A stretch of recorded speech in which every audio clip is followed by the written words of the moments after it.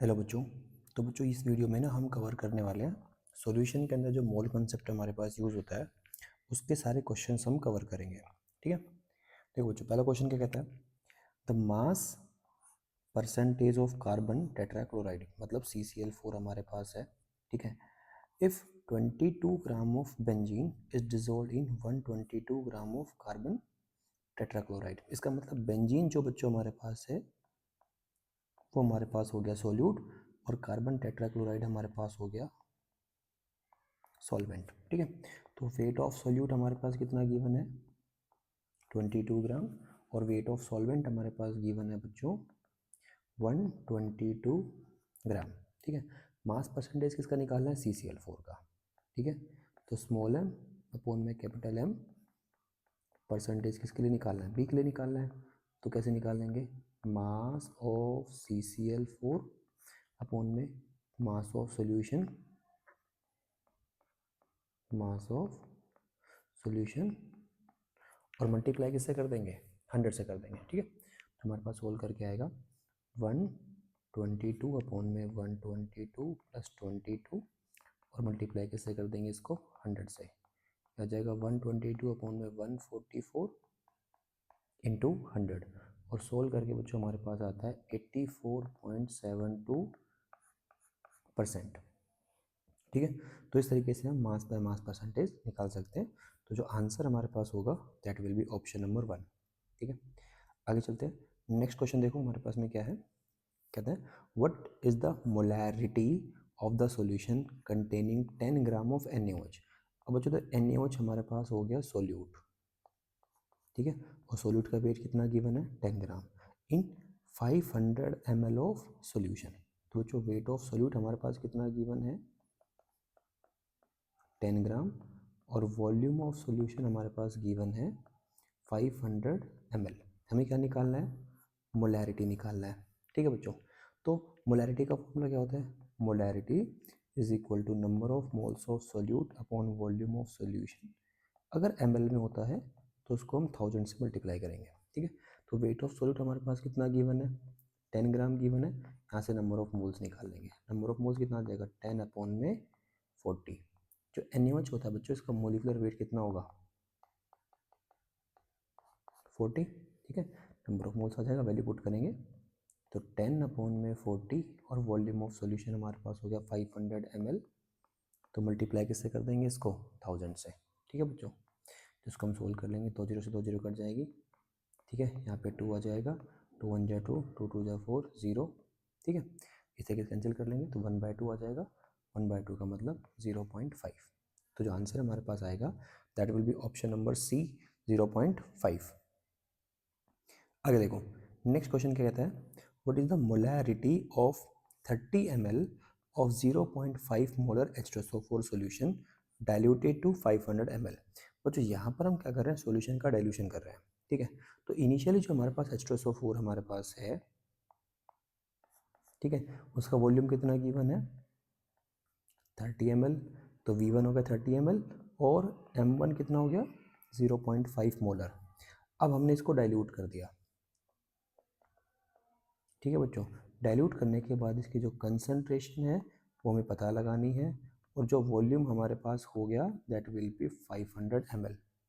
तो इन case of dilution जो हमारे पास फॉर्मूला लगता है वो होता है M1V1 is equal to M2V2।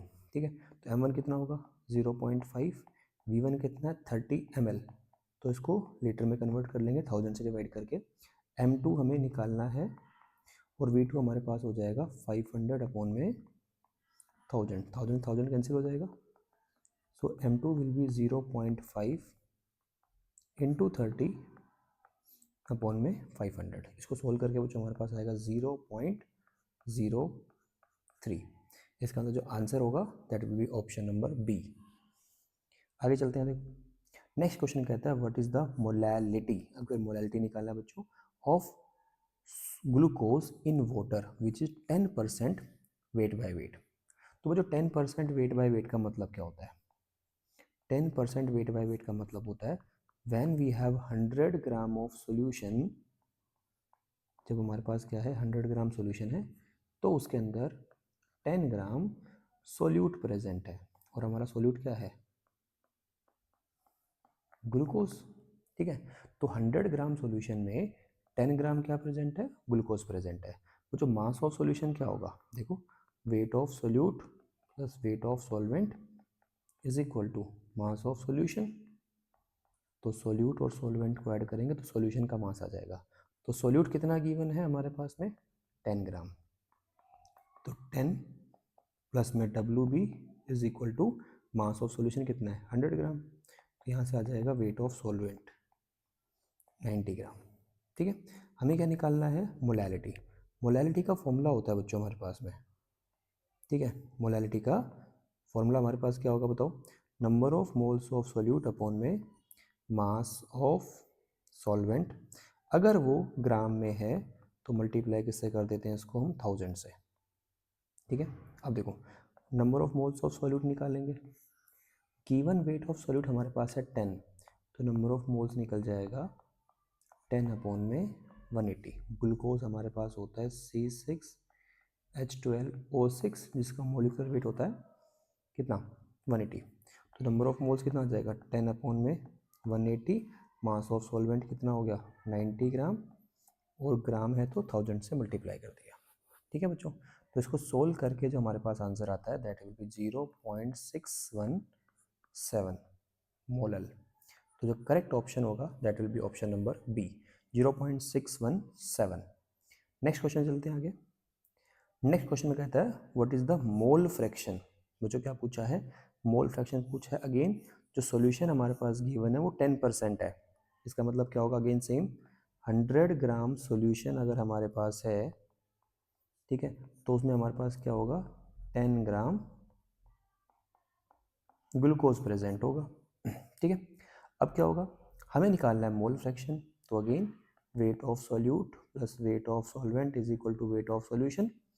तो मास या वेट ऑफ सॉल्वेंट जो हमारे पास आएगा वो हो जाएगा 100 माइनस 10 इज इक्वल टू 90 ग्राम। बच्चों जो सॉल्वेंट हमारे पास है वो है वाटर।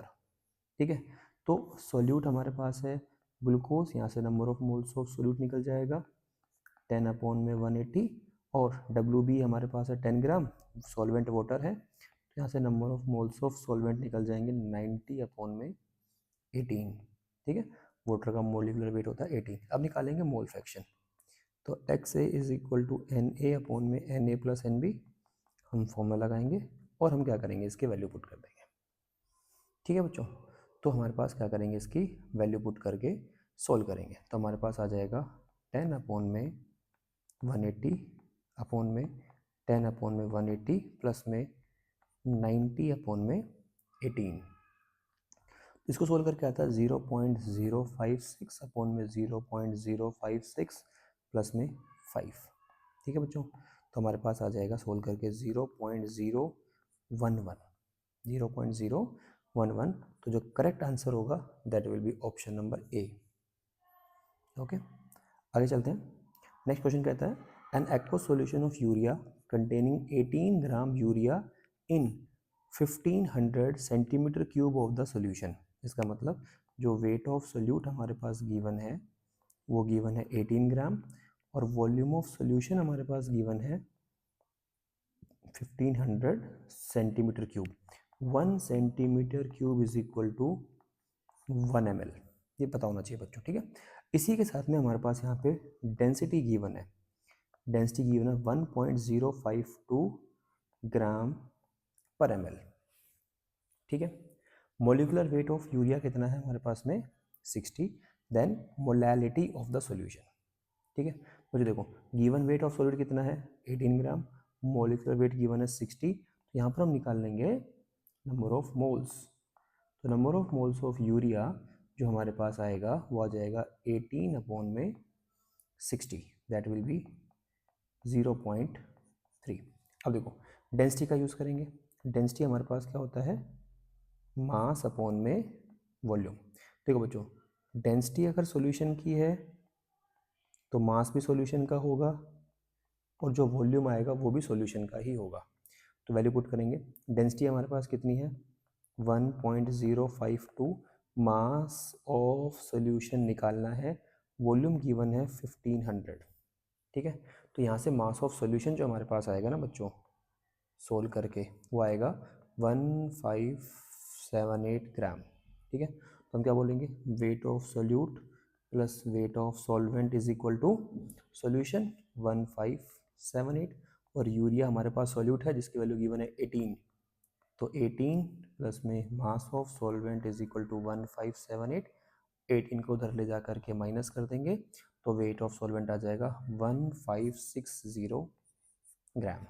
अब हम यहाँ से इजीली मोलैलिटी कैलकुलेट कर सकते हैं। Molality is equal to number of moles of solute upon में मास ऑफ सॉल्वेंट, अगर ग्राम में होता है तो हम 1000 से मल्टीप्लाई कर देंगे। नंबर ऑफ मोल्स निकाल चुके हैं 0.3, वेट ऑफ सॉल्वेंट हमारे पास है 1560 ग्राम है, तो 1000 से मल्टीप्लाई कर दिया। ठीक है, सोल्व करके हमारे पास आएगा 0.1923। ठीक है, तो जब यहाँ पे आंसर जो टिक करेंगे that will be option number B, 0.192, ये हम टिक कर देंगे यहाँ पे। ठीक है, आगे चलो देखो, आगे क्वेश्चन कहता है रेक्टिफाइड स्प्रिट हमारे पास है जिसके अंदर हमारे पास क्या है, 95% इथेनॉल है बाय वेट। ठीक है, तो बच्चों 95% इथेनॉल बाय वेट का मतलब क्या होगा, व्हेन हम 100 ग्राम सॉल्यूशन लेंगे, हमारे पास अगर 100 ग्राम सॉल्यूशन है तो उसमें 95 ग्राम क्या होगा बच्चों, इथेनॉल होगा। इथेनॉल क्या होता है, C2H5OH हमारे पास होता है इथेनॉल। ठीक है, मोल फ्रैक्शन पूछा है, सेम जो क्वेश्चन पहले किया था ग्लूकोज वाला उस तरीके से कर लेंगे। ठीक है, तो यहाँ पर हम बोलेंगे weight of solute plus weight of solvent is equal to 100 gram solution, तो 95 और हमारे पास हो गया weight of solute plus weight of solvent is equal to 100, तो वेट ऑफ सॉल्वेंट हमारे पास आ जाएगा बच्चों 5 ग्राम, और सॉल्वेंट है क्या, वाटर। ठीक है, तो WA हमारे पास है, यहाँ से number of moles of A निकाल लेंगे तो आ जाएगा 95 अपॉन में 46, जो कि होता है मोलिकुलर वेट ऑफ इथेनॉल। ऐसे ही मास ऑफ सॉल्वेंट हमारे पास गिवन है, number of moles of solvent निकाल लेंगे 5/18, तो वाटर का मोलिकुलर वेट होता है 18। अब निकालना है मोल फ्रैक्शन, तो XA is equal to NA upon में NA प्लस NB। ठीक है, NA हमारे पास कितना है बच्चों, 95 अपॉन में 46, यहाँ पे क्या आ जाएगा 95 अपॉन 46 प्लस 5 अपॉन में 18, सोल्व करके आएगा 2.06 अपॉन में 2.06 प्लस में 0.276, इसको सोल्व करेंगे, सोल्व करके आएगा 0.8818, ये आएगा हमारा मोल फ्रैक्शन। तो हमारा जो करेक्ट आंसर हो जाएगा that will be option number A. Okay, आगे चलते हैं। नेक्स्ट क्वेश्चन हमारे पास है बच्चों, क्वेश्चन कहता है नॉर्मेलिटी ऑफ 10% H2SO4 सॉल्यूशन जिसकी डेंसिटी कितनी गिवन है, 1.1 ग्राम पर ml। ठीक है, तो 10% H2SO4 सॉल्यूशन हमारे पास गिवन है, इसका मतलब क्या हुआ, इसका मतलब हुआ जब 100 ग्राम सॉल्यूशन हम यूज़ करेंगे, 100 ग्राम सॉल्यूशन यूज़ करेंगे तो वी हैव 10 ग्राम H2SO4। ठीक है, तो 100 ग्राम सॉल्यूशन जब यूज़ करेंगे तो उसमें 10 ग्राम क्या होगा, H2SO4 होगा। ठीक है, इसी के साथ में जो डेंसिटी हमारे पास गिवन है वो कितनी गिवन है, 1.1 ग्राम पर ml हमारे पास गिवन है। ठीक है, हमें क्या निकालना है, नॉर्मेलिटी। देखो बच्चों, नॉर्मेलिटी क्या होता है, n फैक्टर इनटू मोलैरिटी, और H2SO4 जो हमारे पास है जब वो आयोनाइज होता है तो वो 2H+ को रिलीज करता है और साथ में बनाता है सल्फेट आयन SO4 2 नेगेटिव, तो यहाँ पे इसका जो n फैक्टर होगा वो कितना हो जाएगा, 2 हो जाएगा। तो 2 into number of moles of solute upon में वॉल्यूम ऑफ सोल्यूशन अगर ml में होगा तो मल्टीप्लाई कर लेंगे 1000 से, नंबर ऑफ मोल्स निकाल लेंगे। देखो गिवन वेट ऑफ सोल्यूट हमारे पास कितना है, 10 ग्राम, तो number of moles of solute कितना आ जाएगा, 10 अपॉन में 98, जो कि मोलिकुलर वेट होता है H2SO4 का। अब हमें चाहिए वॉल्यूम ऑफ सॉल्यूशन जो कि हमारे पास नहीं है, तो वॉल्यूम ऑफ सॉल्यूशन के लिए हम निकालेंगे डेंसिटी का यूज़ करेंगे, density is equal to mass upon में वॉल्यूम। डेंसिटी गिवन है हमारे पास 1.1, मास हमारे पास हो गया 100 जो हमने लिया होगा ऊपर, अपॉन में volume of solution, cross multiply करेंगे तो वॉल्यूम ऑफ सॉल्यूशन हमारे पास आ जाएगा 100 अपॉन में 1.1, जिसको सोल्व करेंगे आएगा 90.9 ml। अब इसको सोल्व करके नॉर्मलिटी निकालेंगे बच्चों, नॉर्मलिटी आ जाएगा 2 इंटू 10/98, तो 10/98, वॉल्यूम ऑफ सॉल्यूशन हो गया 90.2, और मल्टीप्लाई कैसे कर देंगे इसको 1000 से। इस पूरे को सोल्व करेंगे, सोल्व करके आता है 2.244। ठीक है, तो बच्चों जो करेक्ट आंसर हमारे पास होगा वो हमारे पास होगा 2.25, इसका हम करेक्ट आंसर ले लेंगे यहाँ पर। आज हम जो इस वीडियो में कवर करने वाले हैं वो है हेनरी लॉ। हेनरी लॉ में बच्चों हमारे पास क्या है, the partial pressure of the gas in vapour phase is proportional to the mole fraction of the gas. इसका मतलब क्या है बच्चों, देखो अगर हमारे पास एक कंटेनर है, ठीक है, और कंटेनर के अंदर हमारे पास कोई भी लिक्विड हमारे पास प्रेजेंट है, और एक हमारे पास गैस है ए, ठीक है, जो गैस हमारे पास है वो ए है, कहाँ पर है, गैसीय स्टेट में, मतलब वेपर फेज में। तो ये जो गैस हमारे पास है लिक्विड के ऊपर, इसका हम जितना ज़्यादा प्रेशर इंक्रीज करेंगे तो जो हमारे पास सॉल्यूशन है या जो भी लिक्विड हमारे पास है यहाँ पे, ठीक है बच्चों, तो उसके अंदर क्या होगा, उसकी जो सोल्यूबिलिटी हमारे पास है वो इंक्रीज हो जाएगी। तो प्रेशर इंक्रीज करने पर सोल्यूबिलिटी हमारे पास सॉल्यूशन के अंदर क्या होगा बच्चों, इंक्रीज हो जाएगी। और यहाँ पे जो सोल्यूबिलिटी को जो मेजर किया है वो किया है in the terms of mole fraction.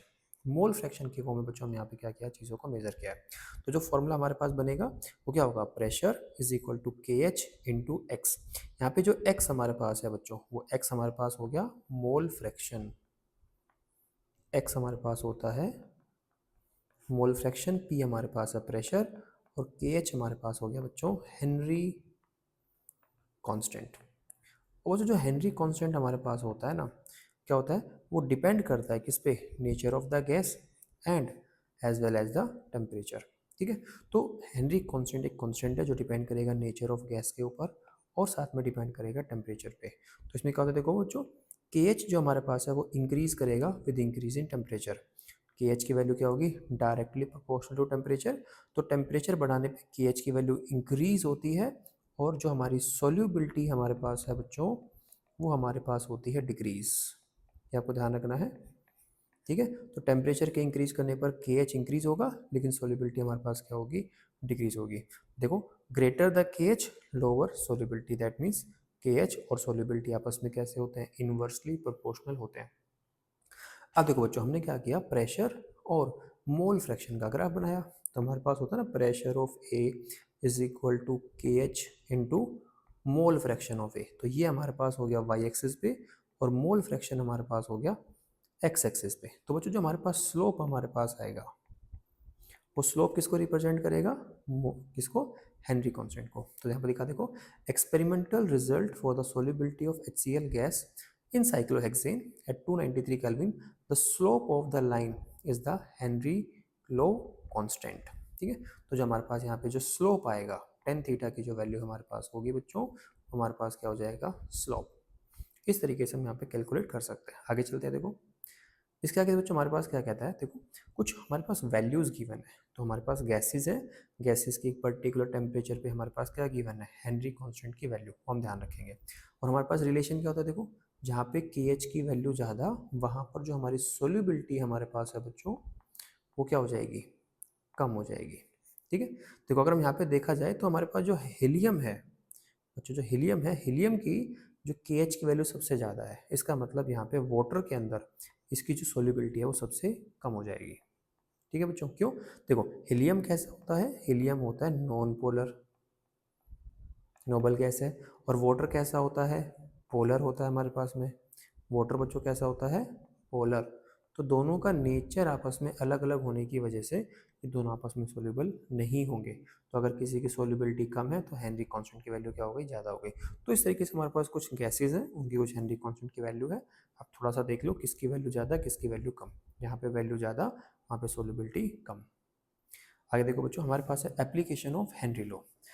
तो तीन एप्लीकेशन आती है मेजर। तो increase the solubility of CO2 in soft drink and soda water, the water is sealed under high pressure. तो बच्चे जितने भी हमारे पास सॉफ्ट ड्रिंक्स हम यहाँ पे जब लेके आते हैं शॉप से, तो वहाँ पे देखते हैं कि उसको हाई प्रेशर पे स्टोर किया जाता है, क्योंकि प्रेशर अगर ज़्यादा होगा तो वहाँ पे उसकी जो सोल्यूबिलिटी है, मोल फ्रैक्शन, वो हमारे पास क्या होगा, ज़्यादा हो जाएगा।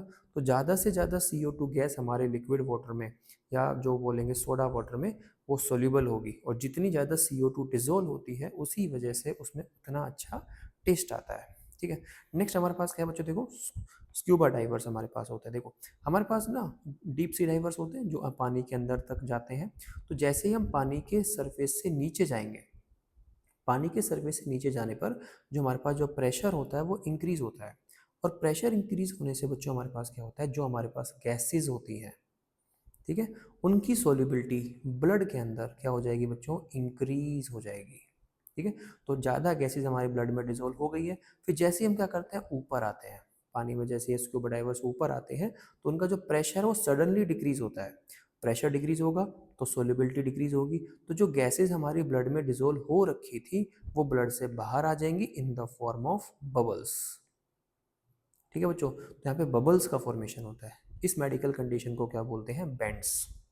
ठीक है बच्चों, तो medical condition is known as bend. तो बेंड्स को रोकने के लिए, लाइक ये जो मेडिकल कंडीशन है ये क्रिएट ना हो, तो उसके लिए हम क्या करते हैं, जो भी हमारा ऑक्सीजन सिलेंडर टैंक होता है जो स्कूबा डाइवर्स कैरी करते हैं, उसके अंदर हम क्या करते हैं, हीलियम को रखते हैं 11.7%, 56.2% उसमें नाइट्रोजन होता है, और इसी के साथ में 32.1% वहाँ पर ऑक्सीजन को फिल किया जाता है। ठीक है, तो ये जो परसेंटेज कंपोजिशन है बच्चों, इसके ऊपर क्वेश्चन आता है, ये आपको याद करना है।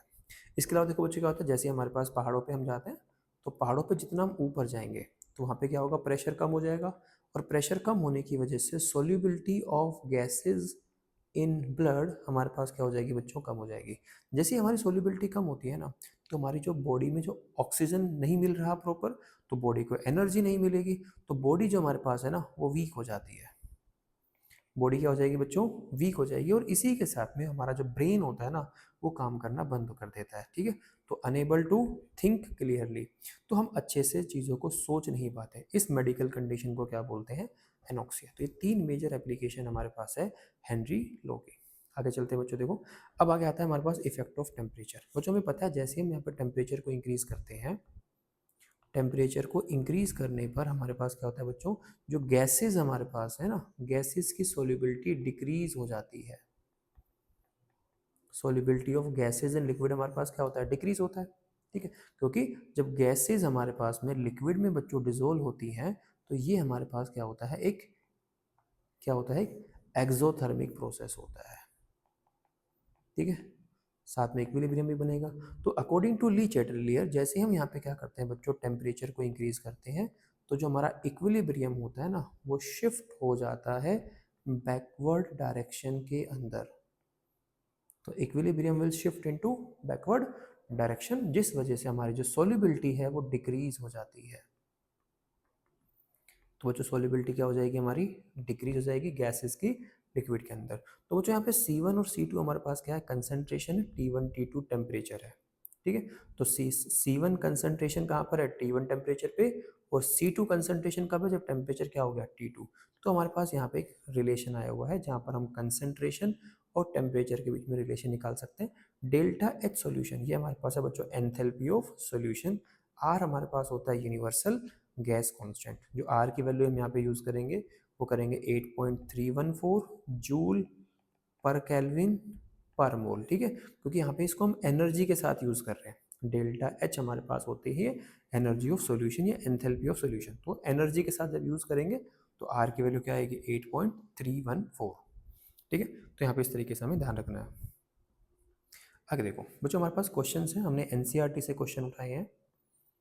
ठीक है, तो NCERT का बच्चों हमारे पास एग्जांपल नंबर 1.4, इसको हम यहाँ पे सोल्व करेंगे। क्वेश्चन कहता है if N2 gas is bubble through water. बच्चों नाइट्रोजन गैस को हम क्या कर रहे हैं, पानी के अंदर बबल कर रहे हैं, पास कर रहे हैं। टेम्परेचर जो हमने मेंटेन किया हुआ है यहाँ पर वो क्या है बच्चों, 293 केल्विन। ठीक है, how many milli moles of N2 gas will dissolve in 1 litre of water. बच्चों जो वॉल्यूम ऑफ वाटर हमारे पास गिवन है वो कितना गिवन है, 1 लीटर, और मिली मोल्स पूछे नाइट्रोजन की, उसमें कितने डिजोल्व होंगे। देखो बच्चों जो वाटर हमारे पास होता है उसकी डेंसिटी क्या होती है, 1। डेंसिटी 1 होने की वजह से जो उसका जो मास होगा वही क्या हो जाएगा, उसका वॉल्यूम हो जाएगा। तो 1 लीटर का मतलब होता है बच्चों 1000 ml, और 1000 ml को हम लिख सकते हैं 1000 ग्राम। ये हमारे पास आ गया मास ऑफ सॉल्वेंट, जो हमारे पास हो गया वाटर। ठीक है, और बच्चों वाटर का जो मॉलिक्यूलर वेट हमारे पास होता है दैट इज 18। तो number of moles of solvent हम निकाल सकते हैं बच्चों 1000 डिवाइड बाय 18, जिसकी वैल्यू हमारे पास आती है 55.5। ठीक है, वो जो कह रहा है nitrogen gas exert a pressure of 0.987। तो बच्चों प्रेशर ऑफ नाइट्रोजन गैस हमारे पास गिवन है 0.987। पूछा है given that Henry constant for N2 at 293 kelvin is this. तो बच्चों हेनरी कांस्टेंट की वैल्यू भी हमारे पास यहाँ पर गिवन है 76.48 किलो बार। तो बच्चों उसको हम लिख सकते हैं 76.48 इंटू 10⁻³ बार। हमें निकालना है मिलीमोल्स ऑफ नाइट्रोजन। ठीक है, तो यहाँ पर हम हेनरी लॉ अप्लाई करेंगे। तो हेनरी लॉ क्या कहता है, pressure of nitrogen gas is equal to Henry constant into mole fraction of N2 gas. Value put कर देंगे बच्चों। प्रेशर ऑफ नाइट्रोजन गैस कितना हमारे पास है 0.987। हेनरी कॉन्स्टेंट हमारे पास गिवन है 76.48 इंटू 10⁻³। दोनों को बार में सेम रखेंगे into mole fraction of N2। तो यहाँ पर हमारे पास क्या हो जाएंगे, number of moles of N2 divide by number of moles of N2 plus number of moles of water. और वाटर के मोल्स कितने निकाले बच्चों हमने 55.5। हम इसको सोल्व करेंगे तो हमारे पास आएगा 0.987 अपॉन में 76.48 into 10⁻³ is equal to number of moles of N2 upon में number of moles of N2 plus में 55.5। अब देखो बच्चों 55.5 जो हमारे पास है वो काफ़ी एक बड़ा नंबर होता है। तो छोटा नंबर जो हमारे पास है अगर प्लस और माइनस है तो हम उसको क्या कर देंगे, यहाँ पर नेग्लेक्ट कर देंगे, तो उसको क्रॉस मल्टीप्लाई कर लेंगे और यहाँ से हम निकाल लेंगे number of moles of nitrogen gas. आएगा बच्चों 0.987 मल्टीप्लाई में आ जाएगा 55.5 डिवाइड में हमारे पास आ जाएगा 76.48 इंटू 10⁻³ बच्चों उसको जब पूरा सोल्व हम कर लेंगे ना तो हमारे पास आता है 0.716 इंटू 10⁻³ मोल। और हमें आंसर करना है बच्चों मिली मोल के अंदर, तो 10⁻³ हम इंक्लूड कर लेंगे और मिली मोल बन जाएगा। तो हम लिखेंगे 0.716 मिली मोल। तो ये हमारे पास क्या होगा, इस क्वेश्चन का आंसर हो जाएगा। ये हमारे पास एग्जाम्पल 1.4 NCERT से। आगे देखो बच्चों, नेक्स्ट क्वेश्चन हमने लिया है वापस से NCERT से, इंटेक्स का क्वेश्चन है। क्वेश्चन कहता है H2S गैस टॉक्सिक गैस होती है विद रोटेनिक स्मेल होता है बच्चों हमारे पास में। ठीक है, is used for qualitative analysis if the solubility of H2S in water at STP is 0.195। बच्चों देखो यहाँ पे हमारे पास गिवन है मोलैलिटी 0.195। ठीक है, सॉल्वेंट हमारे पास क्या है वाटर, और कंडीशन गिवन है STP। STP का मतलब था बच्चों स्टैंडर्ड टेम्परेचर प्रेशर कंडीशन। तो यहाँ पे जो स्टैंडर्ड प्रेशर हम रखते हैं ना बच्चों, वो हम रखते हैं 1 atm। ठीक है, ये स्टैंडर्ड कंडीशन है। क्वेश्चन कहता है calculate the Henry law constant. हमें यहाँ पे बच्चों जो KH हमारे पास है हमें वो क्या करना है, कैलकुलेट करना है। ठीक है, अब बच्चों देखो हेनरी लॉ अगर हम लगाते हैं तो कहता है partial pressure of H2S is equal to Henry constant into mole fraction of H2S। तो जो हमारे पास गिवन है मोलैलिटी और हमें क्या चाहिए, मोल फ्रैक्शन चाहिए। इसका मतलब अब हमें यहाँ पे मोलैलिटी को मोल फ्रैक्शन में चेंज करना है। तो रिलेशन क्या होता है बच्चों, molality is equal to XA upon में XB इंटू 1000 अपॉन में MB। ये जो MB हमारे पास होता है ना बच्चों, ये हमारे पास होता है मोलिकुलर वेट ऑफ सॉल्वेंट। ये रिलेशन आपको पता होना चाहिए। और यहाँ पर सॉल्वेंट हमारे पास कितना है वाटर, तो मोलिकुलर वेट ऑफ सॉल्वेंट जो हमारे पास यहाँ पर हो जाएगा वो जाएगा बच्चों 80। तो रिलेशन बहुत इंपॉर्टेंट है, ये रिलेशन आपको याद होना चाहिए। यहाँ पर हम वैल्यू पुट करेंगे और यहाँ से हम क्या करेंगे, मोल फ्रैक्शन कैलकुलेट कर लेंगे। इसी के साथ में बच्चों हमें पता है XA प्लस XB की वैल्यू किसके इक्वल होता है, 1 के इक्वल होता है। यहाँ पर हम पुट कर देंगे तो मोलैलिटी हमारे पास हो गया 0.195।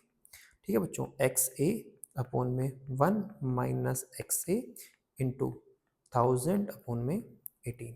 बच्चों इसको हम पूरा सोल्व करेंगे तो जो XA की जो वैल्यू हमारे पास आती है ना वो आती है 0.0035। आप इसको पूरा सोल्व कर लेना। अब बच्चों हम क्या करेंगे, यहाँ पर वैल्यू पुट करेंगे हेनरी लॉ में और कैलकुलेट करेंगे हेनरी कांस्टेंट। तो बच्चों प्रेशर जो हमारे पास होगा वो हमारे पास होगा 1 atm। 1 atm is equal to KH into XA। तो XA हमारे पास निकाल चुके हम कितना 0.0035। ठीक है, तो यहाँ से हम क्या निकाल लेंगे के एच निकाल लेंगे बच्चों, और जो के एच हमारे पास आएगा वो आएगा 285.61 ATM के अंदर आएगा। ठीक है, देखो के एच तो हमारे पास होता है यूनिटलेस, तो जो यूनिट प्रेशर की होगी वही यूनिट किसकी होगी, हेनरी कांस्टेंट की भी होगी। ठीक है, तो इस तरीके से हम इस क्वेश्चन को सोल्व कर सकते हैं। आगे देखो बच्चों, नेक्स्ट यहाँ पर अगर हम बात करें नेक्स्ट क्वेश्चन, तो अगेन हमारे पास इंडेक्स का है 1.7। क्वेश्चन कहता है देखो, Henry law constant for CO2 in water. तो बच्चों जो CO2 हमारे पास है वो सॉल्यूट है, वाटर हमारा सॉल्वेंट है। ठीक है बच्चों, और यहाँ पे हमारे पास क्या गिवन है, हेनरी कांस्टेंट की वैल्यू गिवन है। तो के एच हमारे पास जो गिवन है बच्चों वो गिवन है 1.67 into 10⁸ pascal at 298 Kelvin. Calculate the quantity of CO2 in 500 ml of soda water. देखो बच्चों, volume of solution volume of water के इक्वल होगा, क्योंकि सॉल्यूट बहुत ही कम है, तो हम यहाँ पे इन दोनों को इक्वल मान सकते हैं। तो ये हमारे पास कितना हो जाएगा 500 ml, और अभी देखा था डेंसिटी 1 होने की वजह से ये 500 ग्राम के इक्वल हो जाएगा। ठीक है, when packed under 2.5 ATM CO2 pressure. तो जो प्रेशर ऑफ CO2 बच्चों हमारे पास गिवन है वो कितना गिवन है, 2.5 ATM। देखो बच्चों, ऊपर जो हेनरी कांस्टेंट है वो पास्कल में गिवन है, नीचे प्रेशर ATM में गिवन है, तो हम दोनों में से किसी को भी एक दूसरे में कन्वर्ट कर लो। रिलेशन क्या होता है, रिलेशन होता है 1 ATM is equal to 10⁵ pascal, ये हमारे पास होता है रिलेशन। तो यहाँ पर जो ATM है उसको पास्कल में कन्वर्ट कर ले, इजी रहेगा। तो 2.5 इंटू 10⁵ पास्कल। ठीक है, चलो क्वांटिटी निकालनी है CO2 की। तो बच्चों यहाँ पे हम क्या करेंगे, हेनरी लॉ लगाएंगे। तो pressure is equal to K H into mole fraction. तो प्रेशर हमारे पास कितना हो गया 2.5 इंटू 10⁵। हेनरी कांस्टेंट की वैल्यू आ जाएगी 1.67 इंटू 10⁸। मोल फ्रैक्शन बच्चों हमारे पास हो जाएगा Na अपॉन में Na प्लस NB। देखो जो हमारे पास सॉल्वेंट है वो है वाटर, तो वाटर की बच्चों अगर हम बात करें तो वाटर का वेट कितना गिवन है 500, और वाटर का मोलिकुलर वेट हमें पता है कितना होता है 18। तो number of moles of solvent हमारे पास आ जाएगा 500 डिवाइड बाय 18। इसको अगर हम सोल्व करेंगे तो हमारे पास आएगा 27.78। यहाँ पे पुट कर लो, इन दोनों को डिवाइड कर लो। तो 2.5 इंटू 10⁵ अपॉन में 1.67 into 10⁸ is equal to Na upon में Na प्लस 27.78। बच्चों देखो अगेन, Na हमारे पास छोटी वैल्यू होने की वजह से हम इसको नेग्लेक्ट कर सकते हैं अपने कैलकुलेशन को थोड़ा सा इजी करने के लिए। यहाँ से हम क्रॉस मल्टीप्लाई करेंगे, और क्रॉस मल्टीप्लाई करके बच्चों जो नंबर ऑफ मोल्स हमारे पास आएगा वो हमारे पास आ जाएगा 41.38 इंटू 10⁻³ मोल। बच्चों हमें निकालना है अमाउंट, तो अमाउंट निकालने के लिए मतलब गिवन वेट हम क्या करेंगे, नंबर ऑफ मोल्स को मल्टीप्लाई किससे कर देंगे, मोलिकुलर वेट ऑफ CO2। और बच्चों मोलिकुलर वेट जो CO2 का होता है वो होता है 44। यहाँ पर हम क्या करेंगे 41.38 इंटू 10⁻³ मल्टीप्लाई किससे कर देंगे 44 से, तो हमारे पास आएगा 1.821 ग्राम, मतलब इतना ग्राम CO2 प्रेजेंट होगा इस पर्टिकुलर कंडीशन के अंदर। ठीक है, हेलो बच्चों, देखो इस वीडियो में हम बच्चों बात करेंगे रोल्स लॉ के बारे में। टॉपिक होता है सॉल्यूशन चैप्टर का, क्लास 12 के अंदर। देखो बच्चों क्या कहता है, according to Raoult's law for a solution of a volatile liquid the partial pressure of each component in the solution is directly proportional to it mole fraction. इसका मतलब क्या बच्चों, देखो हमारे पास एक कंटेनर है, ठीक है बच्चों, और कंटेनर में हमारे पास मिक्सचर है ए और बी का। ठीक है, अब क्या होता है बच्चों, देखो इसके अंदर हमारे पास जो ए कंपोनेंट है वो भी वेपर प्रेशर क्रिएट करेगा, और बी कंपोनेंट भी वेपर प्रेशर क्रिएट करेगा, because A and B are volatile.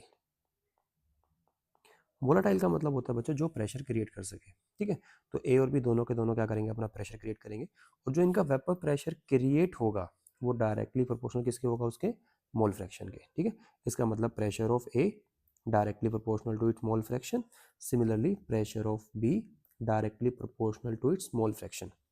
तो P A directly proportional to X A, P B directly proportional to X B. अब हम यहाँ पे क्या करेंगे, इक्वल टू का साइन लगाएंगे। तो पी ए हमारे पास होता है P naught A X A, और बच्चों पी बी जो हमारे पास होता है that is equal to P naught B X B. ठीक है, तो पी नॉट ए और पी नॉट बी हमारे पास क्या होता है बच्चों, पी नॉट ए होता है partial pressure of pure A, partial pressure of pure A, और पी नॉट बी हमारे पास क्या हो जाएगा बच्चों, partial pressure of pure B. ठीक है, और जो ऊपर हमारे पास यहाँ पे टोटल प्रेशर होगा वो किसके इक्वल होगा, pressure of A plus pressure of B. तो इन दोनों की वैल्यू यहाँ पे पुट कर देंगे, तो हमारे पास जो टोटल प्रेशर हमें मिलता है that is equal to P naught A X A plus P naught B X B. तो बच्चों ये जो हमारे पास फॉर्मूला आ गया ये हमारे पास है रोल्स लॉ। ठीक है, अब बच्चों रोल्स लॉ के बेसिस पे हम क्या करते हैं, सॉल्यूशंस को दो पार्ट में डिवाइड कर देते हैं। एक हमारे पास होता है आइडियल सॉल्यूशन, एक होता है नॉन आइडियल सॉल्यूशन। एक हमारे पास क्या होता है आइडियल सॉल्यूशन और एक हमारे पास क्या होता है नॉन आइडियल सॉल्यूशन। तो आइडियल सॉल्यूशन क्या होता है देखो, तो आइडियल सॉल्यूशन बच्चों वो सॉल्यूशन होता है which follow Raoult's law at all conditions of temperature and concentration. ठीक है, तो सारी टेम्परेचर और कंसंट्रेशन की कंडीशन पे ये हमारा रोल्स लॉ को फॉलो करेगा। इसका मतलब आइडियल सॉल्यूशन का जो प्रेशर होगा, pressure of solution is equal to P naught A X A plus P naught B X B, क्योंकि बच्चों ये रोल्स लॉ को फॉलो कर रहा है। ठीक है, तो यहाँ पे बच्चों कंडीशंस होती हैं क्या कि जो डेल्टा एच मिक्सिंग है वो जीरो हो जाएगा, डेल्टा वी मिक्सिंग भी हमारे पास क्या हो जाएगा जीरो। अब होता क्या है, जैसे अब हमारे पास बिफोर मिक्सिंग की बात करें तो वहाँ पे सारे ए के कंपोनेंट है और बी के कंपोनेंट है, तो जो इंट्रैक्शन ए का है और जो इंट्रैक्शन बी का है वही सेम इंट्रैक्शन किसका होता है, ए और बी का। ए और बी का मतलब होता है बिफोर मिक्सिंग। तो बच्चों जो इंट्रैक्शन हमारा बिफोर मिक्सिंग है वही हमारा इंटरेक्शन कैसा होगा, आफ्टर मिक्सिंग होगा। तो before mixing and after mixing interaction हमारा क्या होता है, सेम होता है। ठीक है, जैसे फॉर एग्जांपल बच्चों हमारे पास यहाँ पे है बेंजीन और टोल्यूइन। तो जो बेंजीन बच्चों हमारे पास होता है वो नॉन पोलर होता है, तो नॉन पोलर के अंदर हमारे पास अगर लंडन फोर्सेस प्रेजेंट है तो टोल्यूइन के अंदर भी क्या है, लंडन फोर्सेस है, because it is also non polar. और आफ्टर मिक्सिंग भी दोनों कैसे हैं, नॉन पोलर है, तो अगेन फोर्स ऑफ इंट्रैक्शन हमारा सेम रहेगा। ठीक है, तो बच्चों हमारे पास में आइडियल सोल्यूशन जो हमारे पास आता है इसका हम ग्राफ बनाते हैं। ठीक है बच्चों, तो ग्राफ इस तरीके से बनता है देखो। ठीक है, तो यहाँ पे हम दो एक्सिस लेते हैं, एक वाई एक्सिस हमारे पास दो होता है। तो ठीक है, तो प्रेशर हमारे पास जो होता है ना वो कहाँ पर होता है बच्चों, वाई एक्सिस पे, और एक्स एक्सिस पे हम लेते हैं मोल फ्रैक्शन। ठीक है, तो जो कंडीशन हमारे पास है पहला X A equal to 1, X B is equal to 0 A पे, और जो दूसरा टर्मिनल होगा वहाँ पे क्या हो जाएगा, एक्स ए की वैल्यू 0 और एक्स बी की वैल्यू 1। तो बच्चों अगर एक्स ए हमारा 1 है और एक्स बी 0 है तो जो भी प्रेशर होगा that will be the value of P naught A. ऐसे दूसरे एक्सिस पे जो वैल्यू मिलेगी वो किसकी मिलेगी, पी नोट बी। हम इन पॉइंट को ज्वाइन कर देंगे, ये स्ट्रेट लाइन हमें यहाँ पे देखने को मिलती है। ठीक है बच्चों, तो ये जो हमारे पास ग्राफ आता है ये आ जाता है किसके लिए, आइडियल कंडीशन के लिए। तो ये हमारे पास हो गया pressure of solution, pressure of A का कर्व, और ये हो जाएगा प्रेशर ऑफ बी का कर्व। तो इस तरीके से बच्चों हमारे पास आइडियल सॉल्यूशन आता है। आइडियल सॉल्यूशन कौन सा होगा बच्चों, जो फॉलो किसको करेगा, रोल्स लॉ। ठीक है, नॉन आइडियल क्या होगा, जो प्रेशर जो रोल्स लॉ को फॉलो नहीं करेगा। इसका मतलब यहाँ पे बच्चों pressure of solution is not equal to P naught A X A plus P naught B X B. तो बच्चों नॉन आइडियल सॉल्यूशन के अंदर which does not follow Raoult's law, इसका मतलब pressure of solution P naught A X A P naught B X B के equal नहीं है। अब देखो दो चीज़ें होती हैं बच्चों, अगर इक्वल नहीं है तो हो सकता है कम हो या हो सकता है ज़्यादा हो। ठीक है, तो अगर प्रेशर ऑफ सॉल्यूशन ज़्यादा हो जाता है बच्चों रोल्स लॉ के हिसाब से, ठीक है, तो जब प्रेशर ज़्यादा होता है तो हम उसको बोलते हैं पॉजिटिव डेविएशन। ठीक है, और बच्चों अगर हमारा प्रेशर ऑफ सॉल्यूशन कम हो गया as comparison with the Raoult's law या आइडियल बोल लो, ठीक है, तो उसको क्या बोल देंगे, नेगेटिव डेविएशन। तो नॉन आइडियल सॉल्यूशन को बच्चों हम दो पार्ट में डिवाइड करेंगे, एक हमारे पास पॉजिटिव डेविएशन, एक हमारे पास नेगेटिव डेविएशन। पॉजिटिव डेविएशन कब होगा, when pressure of solution is more than the Raoult's law, और नेगेटिव कब होगा, when pressure of solution is less than the ideal condition या रोल्स लॉ। तो जो सबसे पहले हम बात करते हैं पॉजिटिव डेविएशन की, ठीक है। तो पॉजिटिव डेविएशन का कैसे होता है, जब मिक्सिंग करने के बाद बच्चों जो हमारा इंटरेक्शन है ना वीक हो जाता है, ठीक है। तो ए और बी जो हमारे पास है आफ्टर मिक्सिंग उसका इंटरेक्शन कैसा होगा, वीक होगा, और बिफोर मिक्सिंग हमारा इंटरेक्शन कैसा होता है, स्ट्रॉन्ग होता है, ठीक है। तो डेल्टा यहाँ पे पॉजिटिव डेविएशन है, तो delta H mixing greater than 0 का मतलब होता है बच्चों डेल्टा एच मिक्सिंग यहाँ पे क्या होगा आपका पॉजिटिव होगा, और डेल्टा वी मिक्सिंग भी हमारे पास यहाँ पे क्या होगा पॉजिटिव होगा। तो positive deviation delta H mixing भी पॉजिटिव और डेल्टा वी मिक्सिंग भी पॉजिटिव, आप यहाँ पे ध्यान रख सकते हैं, ठीक है। एग्जाम्पल क्या आता है बस को इस चीज़ का, इथेनॉल एंड एसीटोन, ठीक है, कार्बन डाइसल्फाइड और एसीटोन। तो ये बच्चों हमारे पास एग्जाम्पल किसके हो गए पॉजिटिव डेविएशन के। तो देखो बच्चों यहाँ पे ग्राफ की अगर हम यहाँ पे बात करें तो यहाँ पे जो प्रेशर ऑफ सोल्यूशन है वो ज़्यादा होता है, तो जो डॉटेड लाइन हमारे पास है ये रिप्रेजेंट करता है आइडियल कंडीशन को। आइडियल कंडीशन कौन सी होती है अभी पढ़ा था हमने, जो फॉलो किसको करता है रोल्स लॉ को। तो पॉजिटिव डेविएशन में जो प्रेशर है वो आइडियल से ज़्यादा हो जाएगा, तो जो हमारी जो कर्व होगी वो आइडियल के बच्चों ऊपर से आती है, ठीक है। तो जो आइडियल कंडीशन है उसके ऊपर से हम क्या करते हैं लाइन ड्रॉ कर देते हैं, ठीक है। तो ये हमारे पास बन जाएगा बच्चों पॉजिटिव डेविएशन का ग्राफ। ऐसे नेगेटिव में अपना पूरा अपोजिट हो जाएगा। तो नेगेटिव के अंदर बच्चों क्या होगा देखो, तो हमारे पास जो डेल्टा एच मिक्सिंग है वो भी लेस देन 0 है, लेस देन 0 का मतलब नेगेटिव, और डेल्टा वी मिक्सिंग भी क्या हो जाएगा नेगेटिव। यहाँ पर क्या है ए और बी जो इंटरेक्शन है ना वो कैसी है स्ट्रॉन्ग है, ठीक है, as compare to A and B, मतलब आफ्टर मिक्सिंग इंट्रैक्शन हमारा कैसा हो गया स्ट्रॉन्ग हो गया, ठीक है। फॉर एग्जांपल बच्चों हमारे पास है फिनोल एंड एनिलीन, ठीक है, क्लोरोफॉर्म एंड एसीटोन। तो यहाँ पे देखो क्या है बिफोर मिक्सिंग यहाँ पे डाइपोल डाइपोल था, आफ्टर मिक्सिंग यहाँ पे क्या हो गया हाइड्रोजन बॉन्डिंग बच्चों डब हो गई। तो hydrogen bonding is a strong force of attraction. तो आफ्टर मिक्सिंग हमारे बीच पास जो फोर्स ऑफ अट्रैक्शन है वो स्ट्रॉन्ग हो रहा है, तो हमारा क्या आएगा ये नेगेटिव डेविएशन का एग्जाम्पल आ जाएगा। अब देखो नेगेटिव डेविएशन में क्या होता है प्रेशर ऑफ सॉल्यूशन कम हो जाएगा, किससे आइडियल कंडीशन से। तो जब हम ग्राफ बनाएंगे बच्चों इसका, तो ग्राफ के अंदर भी जो आइडियल कंडीशन हमारे पास है डॉटेड लाइन की, तो ग्राफ हमारा इसके नीचे से जाएगा, ठीक है। तो ये हो जाएगा प्रेशर ऑफ सॉल्यूशन। इस तरीके से यहाँ पे क्या हो जाएगा प्रेशर ऑफ ए और प्रेशर ऑफ बी। तो जितने भी हमारे पास कर्व होंगी बच्चों सारे की सारे आइडियल के नीचे से पास होंगी, क्योंकि नेगेटिव का मतलब होता है प्रेशर का कम होना, ठीक है। तो ये बच्चों हमारा कॉन्सेप्ट था इसका। आगे चलते हैं बच्चों, देखो अब इस पर हम क्वेश्चन प्रैक्टिस करते हैं, ठीक है। अब देखो बच्चों क्या कह रहा है vapour pressure of pure benzene and toluene. हमारे पास दो कंपोनेंट गिवन, अभी हमने देखा था कि बेंजीन और टोल्यूइन हमारा आइडियल सॉल्यूशन बनाता है। तो बच्चों बेंजीन और टोल्यूइन का जो प्योर स्टेट में है वेपर प्रेशर गिवन है। तो हमारे पास गिवन है बच्चों पी नॉट बेंजीन कितना गिवन है हमारे पास में 160, और पी नॉट टोल्यूइन हमारे पास गिवन है बच्चों 60, ठीक है। तो एक गिवन है 160 दूसरा गिवन है 60। क्वेश्चन कह रहा है calculate the mole fraction of toluene in vapour phase in contact with the equimolar solution of benzene and toluene. बच्चों तो हमारा सॉल्यूशन है ना वो इक्वीमोलर है। इक्वीमोलर का मतलब होता है जितने मोल्स बेंजीन के हैं उतने ही मोल्स किसके हैं टोल्यूइन के। किसमें बच्चों सॉल्यूशन के अंदर, ठीक है। पूछा क्या है the mole fraction of toluene in vapour phase. बच्चों जब हम वेपर फेज की बात करते हैं तो हमें यूज करना पड़ता है डाल्टन्स लॉ। डाल्टन्स लॉ किसका यूज करते हैं प्रेशर गैसेस के लिए यूज करते हैं, ठीक है। तो गैसियस स्टेट में हमें निकालना है मोल फ्रैक्शन, ठीक है। अभी देखते हैं। तो बच्चों सबसे पहला हमारे पास काम होता है number of moles of benzene given है टोल्यूइन गिवन है। तो यहाँ पर हम लगाएंगे according to Raoult's law pressure of solution निकालो। तो क्या हो जाएगा P naught benzene mole fraction of benzene P naught toluene mole fraction of toluene.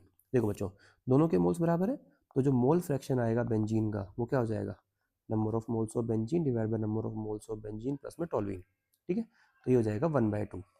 तो 1/2 का मतलब 0.5। तो एक्स भी अगर 0.5 है तो एक्स टी भी क्या हो जाएगा 0.5, क्योंकि बच्चों में पता है सम ऑफ द मोल फ्रैक्शन जो हमारे पास होता है वो कितना होता है 1 होता है, ठीक है। यहाँ पे वैल्यू पुट करके प्रेशर ऑफ सॉल्यूशन निकाल लो। तो 160 मल्टीप्लाई में 0.5 प्लस 60 इंटू 0.5, तो ये हो जाएगा बच्चों 80 और ये हो जाएगा 30, तो हमारे पास आ जाएगा 110, ठीक है। तो ये आ गया प्रेशर ऑफ सॉल्यूशन। अब बच्चों हम लगाएंगे डाल्टन्स लॉ। तो डाल्टन्स लॉ कहता है प्रेशर ऑफ एनी गैस जैसे P A is equal to Y A into P total. हम ये बोलते हैं, ठीक है। पी ए का मतलब क्या होता है pressure of gas A y A मतलब mole fraction of A in vapour phase. Y A का मतलब होता है बच्चों mole fraction of A in vapour phase या गैस स्टेट। तो बच्चों जो डाल्टन्स लॉ हमारे पास है ना वो गैसेस के लिए होता है, ठीक है। तो सेम अब हम यहाँ पे किसके लिए लगाना है, ये टोल्यूइन के लिए लगाना है। तो हम यहाँ पे बोल सकते हैं sir pressure of toluene is equal to mole fraction of toluene in vapour phase into pressure of solution, ठीक है। तो यहाँ पे प्रेशर ऑफ टोल्यूइन बच्चों क्या हो जाएगा, P not T into x T, जो हमारे पास कितना आ गया था 60 इंटू 0.5 दैट मीन्स 30। तो प्रेशर ऑफ टोल्यूइन आ गया 30, मोल फ्रैक्शन निकालना है और टोटल प्रेशर कितना है हमारे पास में 110। तो Y T is equal to 30 upon में 110, इसको सोल्व कर लेंगे, आंसर हमारे पास आ जाएगा 0.27। दैट मीन्स ऑप्शन जो सी हमारे पास है वो करेक्ट आंसर होगा, ठीक है बच्चों। आपको ध्यान रखना अगर वेपर फेज की बात करेगा तो बच्चों में किसका यूज़ करना है, डाल्टन्स लॉ का यूज़ करना ही पड़ेगा, क्योंकि वो अप्लाई किस पे होता है, गैसेस पे, और रोल्स लॉ बच्चों अप्लाई होता है सॉल्यूशन पे। तो हमने जो एक्सप्रेशन लिखा था वो रोल्स लॉ के हिसाब से लिखा था सॉल्यूशन के लिए। जब हमने गैसेस की बात की तो हमने किसका यूज़ किया, डाल्टन्स लॉ का। तो दोनों लॉज को एक साथ यूज़ करना पड़ेगा यहाँ पे। आगे चलते हैं, देखो बच्चों नेक्स्ट क्वेश्चन हमारे पास है, कहता है vapour pressure of pure liquid A is 70 टोर। इसका मतलब पी नोट ए बच्चों हमारे पास दे दिया कितना 70। It forms an ideal solution with another liquid B, the mole fraction of B is 0.2। तो बच्चों मोल फ्रैक्शन बी का कितना दे दिया 0.2 दे दिया। Total pressure of the solution is 84। तो बच्चों प्रेशर ऑफ सॉल्यूशन भी दे दिया, टोटल प्रेशर कितना दे दिया 84। क्या पूछा है, the vapour pressure of pure liquid B is, मतलब पी नॉट बी जो हमें बच्चों वो बताना है, ठीक है। तो अगेन आइडियल सॉल्यूशन बन रहा है, तो हम यहाँ पे क्या लगा लेंगे बच्चों, रोल्स लॉ लगाएंगे। तो रोल्स लॉ क्या कहता है, pressure of solution is equal to P naught A X A plus P naught B X B. तो प्रेशर ऑफ सॉल्यूशन बच्चों हमारे पास कितना है 84, पी नॉट ए हमारे पास कितना गिवन है 70। बच्चों जो एक्स ए है ना वो हमारे पास नहीं है, तो हम यहाँ पे अब कॉन्सेप्ट लगाएंगे X A plus X B equal to 1। तो बच्चों जितने भी हमारे पास मोल फ्रैक्शन है उन सबका सम 1 के इक्वल होता है, ये स्टैंडर्ड रिलेशन है, ठीक है। तो एक्स ए हमारे पास है नहीं, एक्स बी हमारे पास है, तो 1 माइनस एक्स बी, तो 1 माइनस 0.2, तो ये आ जाएगा 0.8। उसको मल्टीप्लाई कर दो 0.8 से plus P naught B into 0.2। तो इसको सोल्व करेंगे बच्चों, हमारे पास आ जाएगा 84 इज इक्वल टू 56 प्लस में 0.2 इंटू पी नॉट बी, ठीक है। तो यहाँ से पी नॉट बी निकाल लेंगे, 84 में से 56 को माइनस करेंगे 28 आ जाएगा, 28 को डिवाइड करेंगे 0.2 से, तो आंसर आएगा हमारे पास 140 टोर, ठीक है बच्चों। तो जो अगेन हमारा जो करेक्ट आंसर होगा that will be option number C. आगे चलो देखो बच्चों नेक्स्ट क्वेश्चन कहता है vapour pressure of water at room temperature is 23.8 mmHg। बच्चों देखो वाटर जो हमारे पास होता है ना वो सॉल्वेंट होता है, ठीक है। तो पी नॉट बी मान लेते हैं इसको, बी सॉल्वेंट को हम रिप्रेजेंट कर देते हैं बी से और सॉल्यूट को रिप्रेजेंट कर देते हैं हम ए से, ये हमारा रिप्रेजेंटेशन है। तो बच्चों पी नॉट बी हमारे पास जो गिवन है ना वो गिवन है 23.8, ठीक है। कह रहा है vapour pressure of aqueous solution of sucrose. तो बच्चों सुक्रोज जो हमारे पास है ना वो सॉल्यूट हो गया, सुक्रोज हमारा क्या हो गया सॉल्यूट हो गया, इसको हम ए से रिप्रेजेंट कर देंगे, ठीक है। With mole fraction 0.1। तो बच्चों जो मोल फ्रैक्शन हो गया सुक्रोज का वो कितना आ गया 0.1 आ गया, और हमें प्रेशर ऑफ सॉल्यूशन बताना है, मतलब पी एस हमें बताना है। तो बच्चों ध्यान रहे जो सुक्रोज हमारे पास होता है ना वो होता है नॉन वोलाटाइल सॉलिड, ठीक है। तो ये हमारे पास सुक्रोज है, ये नॉन वोलाटाइल है, मतलब ये प्रेशर क्रिएट नहीं करेगा, दैट मीन्स पी नोट ए हमारा क्या हो जाएगा 0 हो जाएगा, ठीक है। इस बात का आपको खास तौर पर ध्यान रखना है, ठीक है। अब देखो हम यहाँ पे क्या अप्लाई करेंगे बच्चों, अगेन रोल्स को अप्लाई कर देंगे। तो pressure of solution is equal to P naught A X A plus P naught B X B, ठीक है बच्चों। Pressure of solution P naught A हमारे पास हो गया 0, 0 मल्टीप्लाई में X A plus P naught भी हमारे पास गिवन है 23.8 और बच्चों एक्स भी निकालेंगे। देखो एक्स ए हमारा कितना है 0.1, तो बच्चों एक्स भी कितना हो जाएगा 0.9, क्योंकि स्टैंडर्ड रिलेशन होता है X A plus X B equal to 1। तो बच्चों उसका मल्टीप्लाई किससे कर देंगे 0.9 से। तो जो हमारा जो आंसर आएगा that will B 21.42 mm H G हमारा आंसर आएगा। ठीक है, तो आंसर हमारा क्या हो जाएगा बच्चों option number C answer again. ठीक है, तो 21.42 ऑप्शन नंबर सी। ठीक है, ऑप्शन नंबर डी ना हो गया, ऑप्शन नंबर सी हमारा होगा करेक्ट आंसर। चलिए आगे बच्चों देखो यहाँ पे नेक्स्ट क्वेश्चन की बात करते हैं। कह रहा है liquid A and B form an ideal solution. बच्चों अगेन हम क्या अप्लाई करेंगे रोल्स लॉ अप्लाई करेंगे, क्योंकि आइडियल सॉल्यूशन हमारे पास है। कह रहा है if vapour pressure of pure A and B are 500 and 200 that means P naught A हमारे पास गिवन है 500 और पी नॉट बी हमारे पास गिवन है 200। बच्चों जो यूनिट गिवन है वो है न्यूटन पर मीटर स्क्वायर दोनों के लिए respectively. If vapor pressure of solution of A and B containing 0.2 mole fraction of A will be, that means pressure of solution बच्चों हमें बताना है और 0.2 mole fraction किसका है A का, that means XA is given as 0.2 तो XB हमारे पास हो जाएगा 0.8। प्रेशर ऑफ सॉल्यूशन लगाएंगे Raoult's law P naught A XA plus P naught B X B. तो पी नोट ए कितना हो जाएगा हमारे पास में 500 मल्टीप्लाई में 0.2 और ये बच्चों आ जाएगा 200 मल्टीप्लाई में 0.8। तो ये हमारे पास आ जाएगा 100 प्लस में 160। तो ये आंसर आ जाएगा बच्चों हमारे पास में 260 न्यूटन पर मीटर स्क्वायर। बच्चों अगेन देखो इसका आंसर भी क्या आ जाएगा हमारा सी ऑप्शन आ जाएगा। ठीक है, आगे बच्चों देखो नेक्स्ट क्वेश्चन कहता है 3 moles of P and 2 moles of Q are mixed. बच्चों जो नंबर ऑफ मोल्स ऑफ जो पी है वो कितने हो गए 3 और number of moles of Q कितना हो गया हमारे पास में 2। What will be there total vapour pressure in the solution. मतलब प्रेशर ऑफ सॉल्यूशन बच्चों में बताना है if the partial pressure are 80 and 60 respectively that means P naught P जो हमारे पास है बच्चों वो 80 है और पी नॉट क्यू जो हमारे पास है दैट इज 60। अगेन बच्चों रोल्स लॉ लगाएंगे। ठीक है, तो हमारे पास आएगा pressure of solution is equal to P naught P mole fraction of P plus P naught Q mole fraction of Q. अब बच्चों देखो मोल फ्रैक्शन निकाल लेते हैं। तो मोल फ्रैक्शन ऑफ पी कैसे आ जाएगा number of moles of P upon में number of moles of P plus number of moles of Q. तो 3 अपॉन में 3 प्लस 2 तो ये हो जाएगा 3/5। तो ऐसे ही मोल फ्रैक्शन ऑफ क्यू क्या हो जाएगा 2/5 यहाँ पे हम पुट कर लेंगे। So pressure of solution is equal to P naught P हमारे पास कितना गिवन है बच्चों 80। तो 80 मल्टीप्लाई में मोल फ्रैक्शन ऑफ पी 3/5 प्लस में 60 इंटू 2/5। ठीक है, तो ये आ जाएगा हमारे पास 48 प्लस ये हमारे पास आ जाएगा 24। दोनों का ऐड करेंगे अगेन हमारा आंसर आ जाएगा 72 टोर। ठीक है, तो इस तरीके से बच्चों हम अपने सारे क्वेश्चंस को प्रैक्टिस कर सकते हैं। हेलो बच्चों, देखो इस वीडियो में हम बात करेंगे बच्चों कोलिगेटिव प्रॉपर्टी के बारे में। कोलिगेटिव प्रॉपर्टी क्या होती है कोलिगेटिव वो प्रॉपर्टी होती है जो डिपेंड करती है number and amount of solute particle. ठीक है, does not depend upon nature.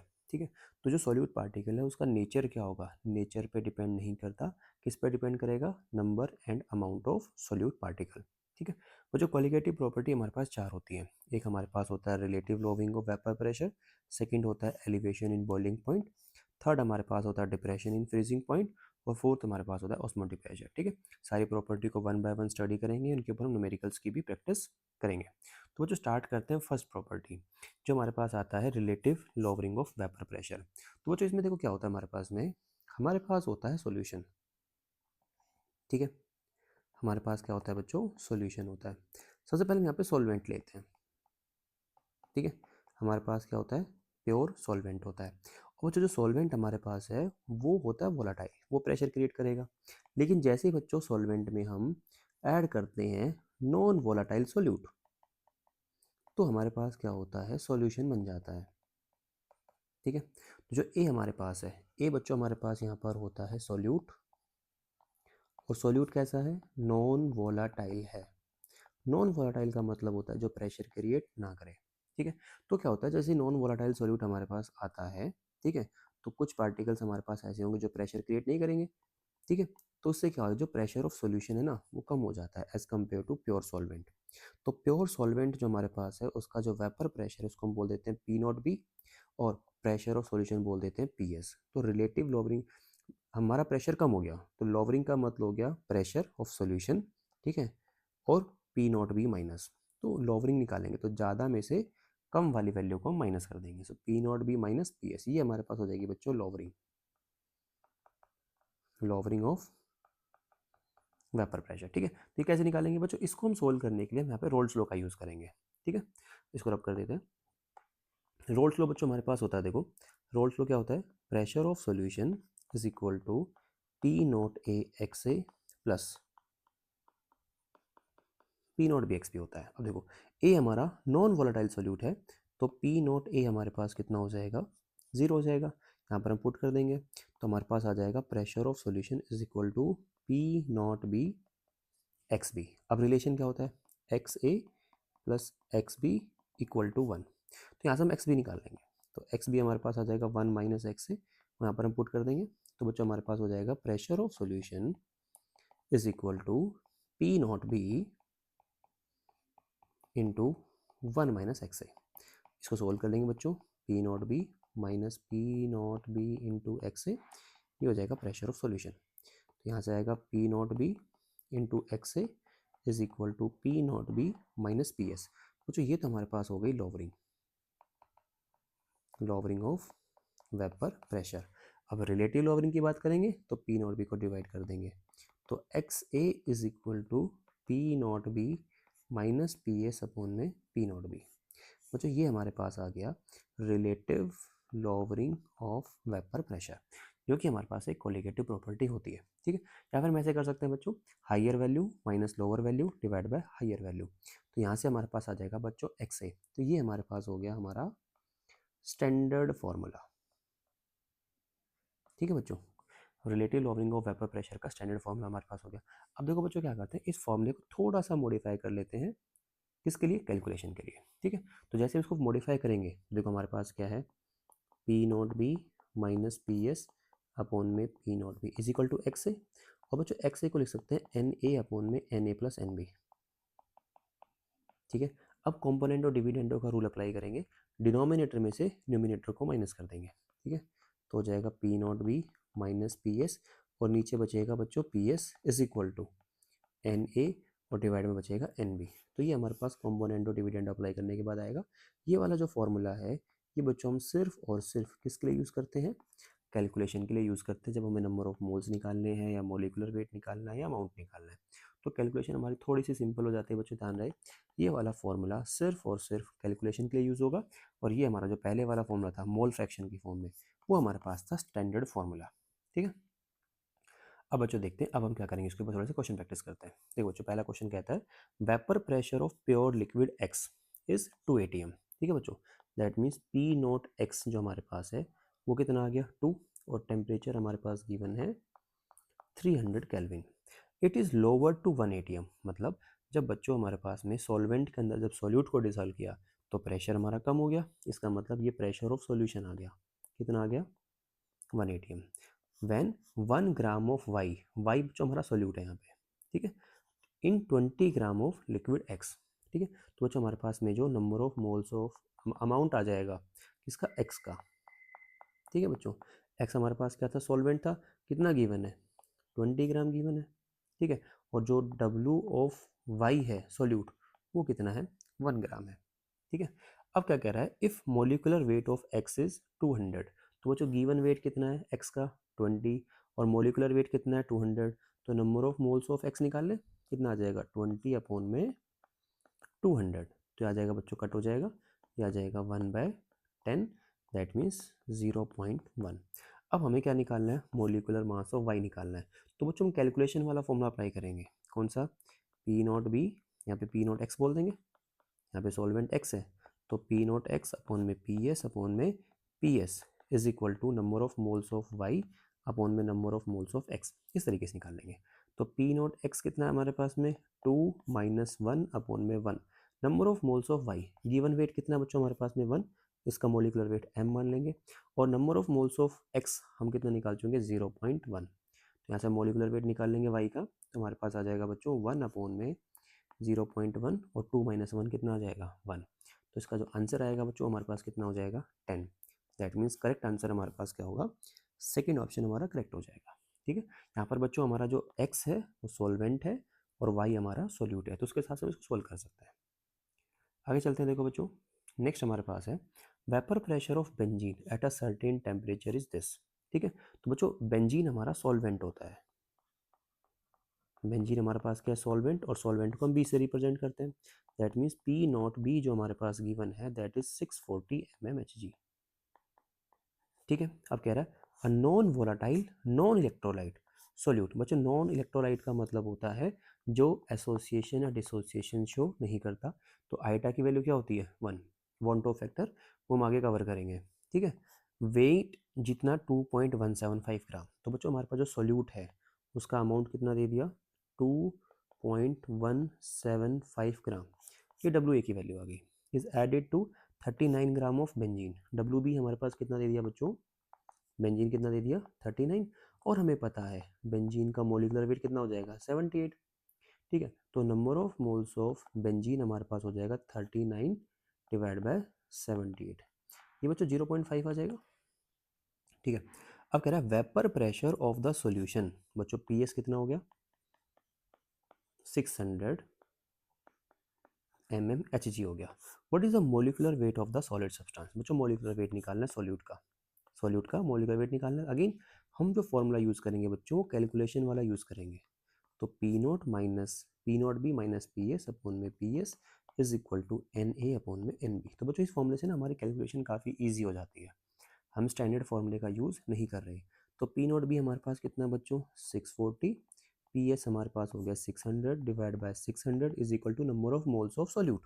बच्चों सॉल्यूट का जो अमाउंट गिवन है वो कितना है 2.175, इसका मोलिकुलर वेट m मान लेंगे, और number of moles of solvent कितना है 0.5। तो यहाँ से हम निकाल लेंगे m, तो m हमारे पास आ जाएगा 2.175 इंटू 600 डिवाइड में 640 माइनस 600 बच्चों आ जाएगा 40 इंटू 0.5। ठीक है, तो बच्चों इसका जो आंसर आएगा सोल्व करके वो आएगा 65.25। ठीक है, मोलिकुलर वेट आएगा 65.25। अब देखो कोई भी ऑप्शन मैच नहीं कर रहा, तो अगर बच्चों हमारे पास अगर नन ऑफ दिस नहीं होता तो हम 63.8 लगा सकते थे नियर बाय, लेकिन नन ऑफ दिस अगर हमारे पास ऑप्शन में है तो हम क्या लगाएंगे नन ऑफ दिस ही लगाएंगे। ठीक है, तो ये हमारा आ जाएगा इसका मोलिकुलर वेट ऑफ सोल्यूट। आगे चलते हैं बच्चों, देखो नेक्स्ट क्वेश्चन हमारे पास है। क्वेश्चन कहता है वेपर प्रेशर ऑफ CCl4। बच्चों CCl4 हमारे पास हो गया सॉल्वेंट, और सॉल्वेंट को हम रिप्रेजेंट किससे करते हैं बी से। तो बच्चों कितना दिया हुआ है इसका pressure 143। That means P naught B जो हमारे पास गिवन है वो कितना गिवन है 143 गिवन है बच्चों। ठीक है, 143 हो गया। अब कह रहा है 0.5 gram of a non volatile solute. That means W A हमारे पास गिवन है बच्चों 0.5 gram, dissolve in 100 centimetre cube of CCl4। That means जो वॉल्यूम ऑफ सोल्यूट है, वॉल्यूम ऑफ सॉल्वेंट है बच्चों कितना दे दिया 100 सेंटीमीटर क्यूब मतलब 1 ml। 1 centimetre cube is equal to 1 ml होता है, तो 100 सेंटीमीटर क्यूब मतलब 100 ml। ठीक है बच्चों, CCl4 से सॉल्वेंट है, सॉल्वेंट को बी से रिप्रेजेंट किया हुआ है। The vapour pressure of the solution बच्चों PS निकालना है। ठीक है, अब देखो साथ में क्या गिवन है density of CCl4, density of CCl4। तो डेंसिटी कितनी गिवन हमारे पास 1.58 ग्राम पर ml। अब देखो बच्चों हमारे पास है डेंसिटी क्या होता है, density is equal to mass upon में वॉल्यूम। हमें मास निकालना है।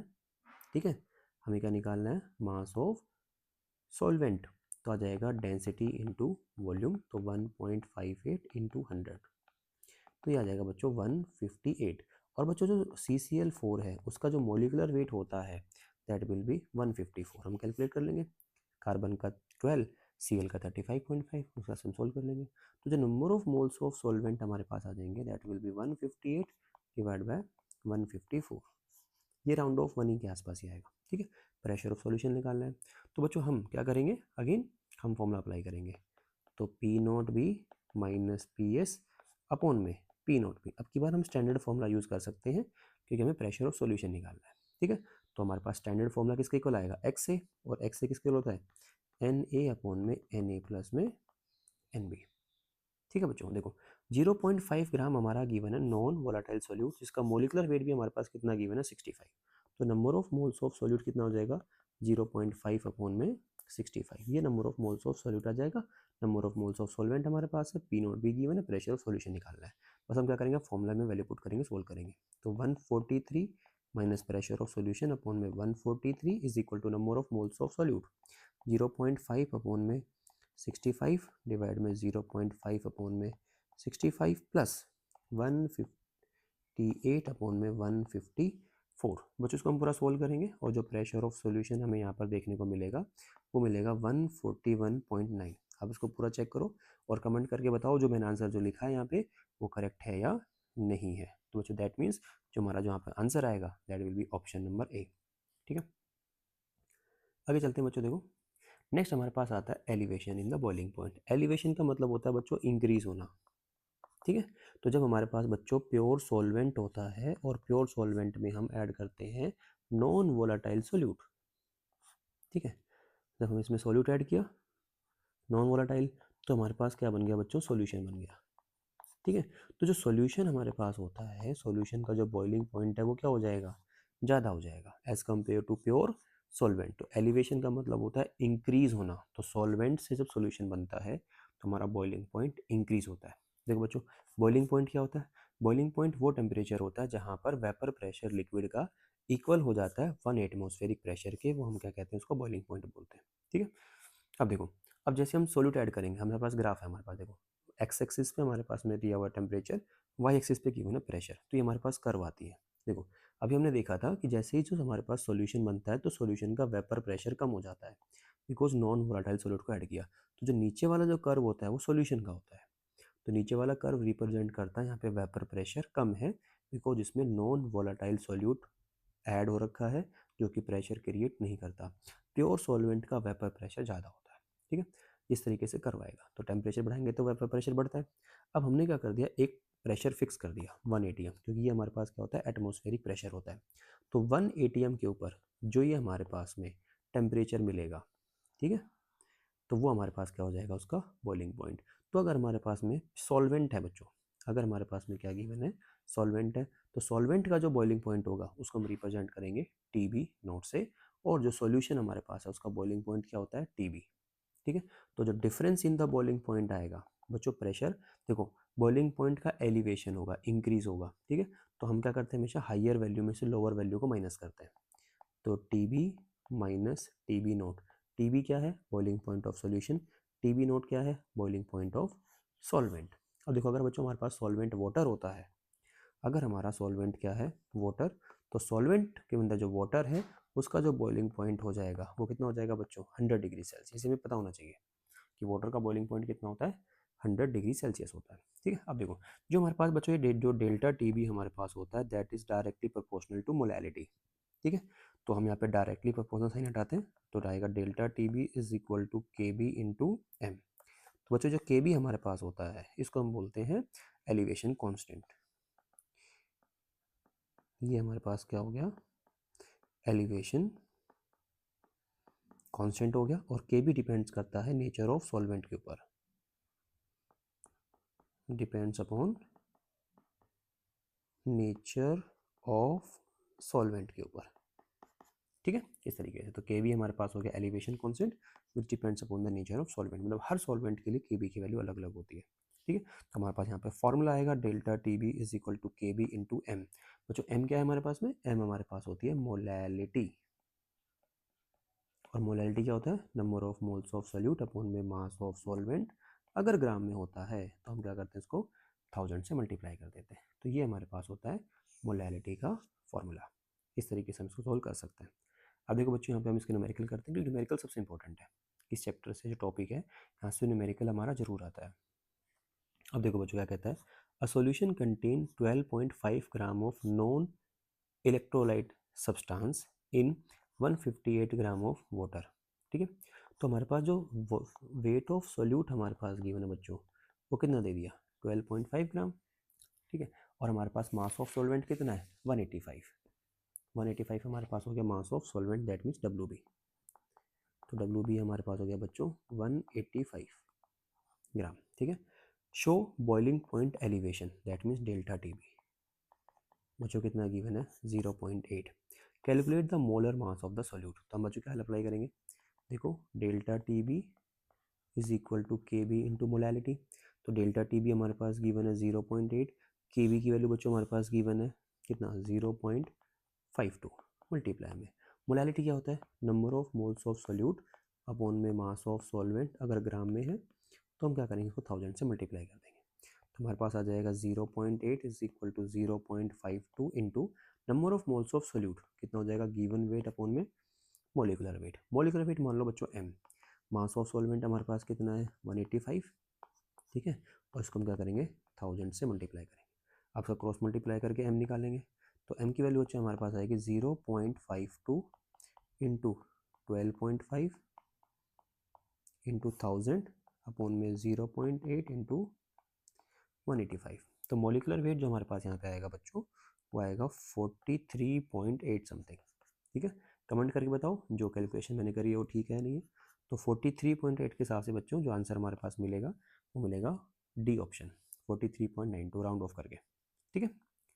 आगे चलते हैं, देखो मुझे नेक्स्ट क्वेश्चन क्या कहता है, boiling point of 0.1 molal aqua solution, मतलब सॉल्वेंट हमारे पास क्या है वाटर है और मोलैलिटी हमारे पास जो गिवन है वो गिवन है 0.1 of urea, that means urea हमारा क्या हो गया सॉल्यूट हो गया, इज तो हमारे पास जो TB है सॉल्यूशन का जो बॉइलिंग पॉइंट है वो है 100.18 डिग्री सेल्सियस। बच्चों सॉल्यूशन किसका है वाटर का है, और अभी हमने बताया था कि वाटर का जो बॉइलिंग पॉइंट होता है वो कितना होता है 100 डिग्री सेल्सियस होता है। तो TB नॉट प्योर सॉल्वेंट का जो वैल्यू आ गई हो जाएगी 100 डिग्री सेल्सियस। कह रहे हैं molal elevation constant of water is, molal elevation constant that means KB हमें बताना है, ठीक है। तो हमारे पास फॉर्मूला क्या होगा बच्चों delta TB is equal to KB into molality. तो डेल्टा TB हमारे पास कितना हो गया 100.18 minus 100 is equal to KB निकालना है, मोलैलिटी कितना हो गया 0.1, तो यहाँ हो जाएगा 0.18 अपॉन में 0.1 इज इक्वल टू KB, ठीक है बच्चों। और यहाँ से हम बोल सकते हैं जो KB की वैल्यू मिलेगी दैट विल बी 1.8। तो again correct answer will be A option.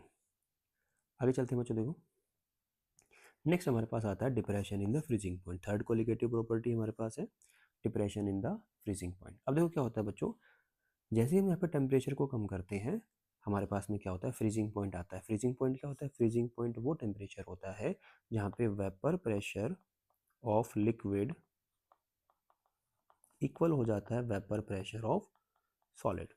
तो जहाँ पे सॉलिड और लिक्विड का वेपर प्रेशर बच्चों इक्वल हो जाए उस पर्टिकुलर टेम्परेचर को क्या बोलते हैं फ्रीजिंग पॉइंट बोलते हैं, ठीक है। तो देखो हमारे पास ग्राफ है, ग्राफ में देखो बच्चों ऊपर वाला कर्व किसका होता है सॉल्वेंट का होता है, नीचे वाला किसका होता है सॉल्यूशन का होता है, क्योंकि सॉल्यूशन का वेपर प्रेशर कम होता है because of the presence of non volatile solute. तो जैसे ही टेम्परेचर कम करते हैं वो सॉलिड स्टेट में कन्वर्ट होगा। तो बच्चों ये देखो हमारे पास यहाँ पे मिलती है फ्रीजिंग कर्व, यहाँ पे क्या मिलता है हमें फ्रीजिंग कर्व देखने को मिलती है। अब देखो क्या होगा, जिस पर्टिकुलर पॉइंट पे वेपर प्रेशर लिक्विड और सॉलिड, फ्रोजन का मतलब होता है बच्चों सॉलिड, तो सॉलिड और लिक्विड का वेपर प्रेशर इक्वल होगा तो वो हमारे पास क्या आ जाएगा उसका फ्रीजिंग पॉइंट। तो TF नोट हमारे पास क्या आ गया फ्रीजिंग पॉइंट ऑफ सॉल्वेंट, ठीक है। और TF हमारे पास क्या है, देखो TF वो टेम्परेचर है जहाँ पर सॉलिड और लिक्विड किसका सॉल्यूशन का इक्वल हो रहा है। तो जो हमारे पास फ्रीजिंग पॉइंट मिलेगा वो किसका मिलेगा सॉल्यूशन का मिलेगा, फ्रीजिंग पॉइंट ऑफ सॉल्यूशन हमें मिलेगा, ठीक है। तो डेल्टा TF चेंज, तो हम क्या करें बच्चों हमेशा हाइयर वैल्यू में से लोअर वैल्यू को माइनस करते हैं। तो TF naught minus TF is equal to delta TF, और ये किसके इक्वल होगा ये इक्वल होता है KF इंटू मोलैलिटी। तो KF हमारे पास क्या होता है डिप्रेशन कॉन्स्टेंट, KF हमारे पास क्या होता है बच्चों डिप्रेशन कांस्टेंट, और m हमारे पास हो गया molality, again same number of moles of solute upon में मास ऑफ सॉल्वेंट इन ग्राम। तो मल्टीप्लाई हम कर देंगे इसको 1000 से इस तरीके से, ठीक है। तो यहाँ पे आ जाएगा delta T F is equal to T F not minus T F is equal to K F into M. ठीक है बच्चों, फॉर्मूला इंपॉर्टेंट है, इसमें न्यूमेरिकल आता है। आगे चलते हैं, देखो बच्चों हमारे पास क्वेश्चन है अ solution of 1.25 gram of non electrolyte, मतलब ये सॉल्यूट हो गया। तो बच्चों गिवन वेट ऑफ सॉल्यूट हमारे पास है 1.25 ग्राम इन 20 ग्राम ऑफ वाटर। तो मास ऑफ सॉल्वेंट हमारे पास कितना दे दिया बच्चों, 20 ग्राम दे दिया। फ्रीजेस एट, ठीक है, ये सॉल्यूशन का फ्रीजिंग पॉइंट है, तो ये आ जाएगा टी एफ 271.94। और बच्चों हमारे पास में क्या है, वाटर है, और वाटर का जो फ्रीजिंग पॉइंट हमारे पास होता है बच्चों, वो होता है 0 डिग्री सेल्सियस। 0 डिग्री सेल्सियस का मतलब हो गया 273 केल्विन। ठीक है, तो टी एफ नोट हमें यहाँ पे पता होना चाहिए खुद से, कितना हो जाएगा 273 केल्विन। ठीक है, molecular weight of the solute will be. ठीक है, अब देखो बच्चों फॉर्मूला अप्लाई करेंगे, तो delta T F is equal to T F nought minus T F is equal to K F into M. ठीक है, तो टी एफ नोट कितना है बच्चों हमारे पास में 273, और टी एफ कितना है 271.94 is equal to K F हमारे पास बच्चों दिया हुआ है, देखो 1.86 हमारे पास आ गया बच्चों 1.86 molality. Number of moles of solute, तो हम क्या करेंगे इसको given weight of solute upon में मोलिकुलर वेट m मान लेंगे, और सोल्यूट गिवन है 20 ग्राम, सॉल्वेंट गिवन है 20 ग्राम, उसको 1000 से मल्टीप्लाई कर देंगे। ठीक है, तो बच्चों इसको हम पूरा का पूरा क्या करेंगे, सोल्व कर लेंगे। अब आपका काम बच्चों सोल्व करके इसका मोलिकुलर वेट कैलकुलेट करो और कमेंट करके बताओ कि इसका आंसर क्या आ रहा है। ठीक है बच्चों, इसका जो आंसर आएगा वो आएगा हमारे पास में 109.66, दैट मीन्स ऑप्शन होगा डी। अब आपको चेक करना है कि ये मेरा जो कैलकुलेशन है वो सही है या नहीं है। आप पूरा सोल्व करो और कमेंट करके बताओ सही है या नहीं है। आगे चलते हैं बच्चों, देखो नेक्स्ट क्वेश्चन हमारे पास है, थ्योरेटिकल क्वेश्चन है, sprinkling of salt help in clearing the snow covered roads in hills. मतलब जैसे हमारे पास बर्फबारी होती है तो पूरा जो एरिया होता है, जो रास्ते हमारे पास होते हैं, रोड होते हैं, उसके ऊपर बर्फ़ जम जाती है। तो बर्फ़ को हटाने के लिए हम क्या करते हैं, उसके ऊपर सोल्ट डाल देते हैं। तो सोल्ट क्या करता है, सोल्ट जो हमारे पास जो बर्फ़ है उसका जो फ्रीजिंग पॉइंट है उसको कम कर देता है। ठीक है, और फ्रीजिंग पॉइंट जब कम कर देगा तो उसका जो सॉलिड स्टेट है वो कन्वर्ट किस में हो जाएगा, लिक्विड स्टेट में कन्वर्ट हो जाएगा। तो सोल्ट ऐड करने पर क्या होता है, depression in the freezing point of snow. तो जो हमारा जो स्नो है उसका जो फ्रीजिंग पॉइंट है वो कम हो जाएगा। तो depression in the freezing point होगा, डिप्रेशन का मतलब कम होना। तो जितना ज़्यादा नॉन इलेक्ट्रोलाइट सोल्यूट या नॉन वोलेटाइल सोल्यूट हम ऐड करेंगे उतना ज़्यादा हमारे पास में फ्रीजिंग पॉइंट में डिप्रेशन होता चला जाएगा। आगे चलते हैं बच्चों, देखो नेक्स्ट क्वेश्चन कहता है 15 ग्राम of A solute in 100 gram of water. ठीक है, तो सोल्यूट बच्चों कितना है हमारे पास में, सोल्यूट हमारे पास होता है 15 ग्राम। ठीक है, किसके अंदर है 100 ग्राम ऑफ वाटर में। तो मास ऑफ सॉल्वेंट हमारे पास कितना आ गया बच्चों, 100 ग्राम आ गया। Makes a solution which freezes at, बच्चों सॉल्यूशन का फ्रीजिंग पॉइंट गिवन है, तो टी एफ हमारे पास गिवन है -1.0 डिग्री सेल्सियस। ठीक है, और बच्चों वाटर है, वाटर का फ्रीजिंग पॉइंट क्या होगा, टी एफ नोट कितना हो जाएगा 0 डिग्री सेल्सियस। ठीक है, 30 ग्राम। ठीक है, अब क्या कह रहा है, ये हमारे पास है। अब कह रहा है कि अगर हमारे पास में सोल्यूट हमारा, अब कि जब हमारा सोल्यूट अगर हमारे पास में 30 ग्राम है तो बताओ उसका फ्रीजिंग पॉइंट क्या होगा। ठीक है, जब हम बच्चों 15 ग्राम ऐड करते हैं 100 ग्राम में तो फ्रीजिंग पॉइंट कितना होता है -1 डिग्री सेल्सियस। तो अगर हम इसमें क्या करते हैं 30 ग्राम सेम सोल्यूट ऐड करें 100 ग्राम वाटर में तो बताओ फ्रीजिंग पॉइंट ऑफ सोल्यूशन क्या होगा। ठीक है, तो बच्चों देखो पहला फॉर्मूला हमारे पास है, पहला जो कॉन्सेप्ट है हम लगाते हैं, तो यहाँ पे हम लगाते हैं delta T F is equal to K F into M. ठीक है बच्चों, सॉल्यूट गिवन है, सॉल्यूट का मोलिकुलर वेट भी हमारे पास गिवन नहीं है, तो डेल्टा टी एफ कितना हो जाएगा 0 -1 degree Celsius is equal to K F हमारे पास है। ठीक है, दिया हुआ नहीं है तो के एफ रखो। मोलैलिटी क्या हो जाएगा, given weight of solute upon में molecular weight of solute, 100 grams given है और मल्टीप्लाई कर लो 1000 से। ठीक है, तो बच्चों माइनस माइनस प्लस, तो 1 is equal to K F into 15 into 10 upon में मोलिकुलर वेट, तो यहाँ से हम बोल सकते हैं 1 अपॉन में 15 इंटू 10, ये हमारे पास हो जाएगा के एफ अपॉन में एम, ये वैल्यू आ गई। अब बच्चों जो सेकंड कंडीशन हमारे पास, इसके हिसाब से हम क्या निकालते हैं, टी एफ निकालते हैं। तो क्या होगा again, T F nought minus T F is equal to K F into molality. तो टी एफ नोट हमारे पास कितना हो जाएगा 0, हमारे पास हो जाएगा टी एफ, के एफ की वैल्यू पता नहीं है। अब की बार मोलैलिटी कैसे निकालेंगे, गिवन वेट कितना है 30, मोलिकुलर वेट m, और वाटर अगेन उतना ही है, सेम 100 था, ठीक है। तो मल्टीप्लाई कर ले 1000 से, तो हमारे पास हो जाएगा minus T F is equal to 30 into 10 into K F upon में एम। के एफ अपॉन में एन की वैल्यू यहाँ से पुट कर दोगे, तो क्या हो जाएगा minus T F is equal to 30 into 10, ये कितना आ जाएगा 15 इंटू 10, ये कट जाएगा 15 2, तो यहाँ से आ जाएगा टी एफ बच्चों -2, ठीक है। तो जब हमारे पास में 30 ग्राम सेम सॉल्यूट ऐड करेंगे तो जो फ्रीजिंग पॉइंट ऑफ सॉल्यूशन आएगा दैट विल बी -2 आ जाएगा बच्चों, डिग्री सेल्सियस, ठीक है। तो इस तरीके से हम यहाँ पे पहली कंडीशन को यूज़ करते हुए वैल्यूज़ निकालेंगे, फिर उसको हम दूसरी वाले में पुट करके सोल्व कर लेंगे, ठीक है। आगे चलते हैं बच्चों, देखो नेक्स्ट हम क्वेश्चन हमारे पास कहता है an aqua solution of non volatile solute boils at this. तो बच्चों हमारे पास में दे दिया टीबी, टीबी कितना दे दिया 100.52 डिग्री सेल्सियस, ठीक है। The freezing point of the solution will be, तो बच्चों बॉइलिंग पॉइंट दिया हुआ है, फ्रीजिंग पॉइंट पूछा है, इसी के साथ में के एफ और के बी की वैल्यू भी गिवन है। के बी कितना गिवन है हमारे पास में 0.52 और के एफ हमारे पास गिवन है 1.86। देखो बच्चों एक्वा सॉल्यूशन है, एक्वा सॉल्यूशन का मतलब जो वाटर हमारे पास है वो हमारे पास क्या हो गया सॉल्वेंट हो गया, सॉल्वेंट हमारा क्या हो गया बच्चों वाटर हो गया, ठीक है। तो वाटर के केस में जो बॉइलिंग पॉइंट होता है वो हो जाता है 100 डिग्री सेल्सियस और फ्रीजिंग पॉइंट हमारे पास हो जाता है 0 डिग्री सेल्सियस। पहले वाली कंडीशन को हम यूज़ करेंगे, हम अप्लाई करेंगे delta T V is equal to T V minus T V nought is equal to K B into molality. बच्चों मोलैलिटी हमारे पास गिवन नहीं है तो यहाँ पे निकाल लेंगे, तो टी वी हमारे पास कितना है 100.52 माइनस टी बी नॉट हमारे पास हो गया 100, के बी हमारे पास गिवन है 0.52 इंटू मोलैलिटी, तो यहाँ से हम मोलैलिटी निकालेंगे बच्चों 0.52 अपॉन में 0.52 कितनी हो जाएगी 1। अब इस मोलैलिटी को हम दूसरी वाली कंडीशन में पुट करेंगे, तो यहाँ पे हमारे पास क्या होगा देखो delta T F is equal to T F not minus T F is equal to K F into M, ठीक है। तो टी एफ नॉट कितना है 0 minus T F is equal to K F कितना गिवन है 1.86 और molality क्या आ गया 1, तो यहाँ से बच्चों टी एफ हमारे पास आ जाएगा -1.86 डिग्री सेल्सियस। दैट मीन जो हमारे पास आंसर मिल गया वो कौन सा आ जाएगा ऑप्शन नंबर बी। आगे चलते हैं बच्चों, देखो आगे हम बात करते हैं फोर्थ हमारे पास कोलिगेटिव प्रॉपर्टी जो कि हमारे पास क्या होता है ऑस्मोटिक प्रेशर होता है, ठीक है। सबसे पहले हम पढ़ते हैं बच्चों ऑस्मोसिस। ऑस्मोसिस का मतलब होता है मूवमेंट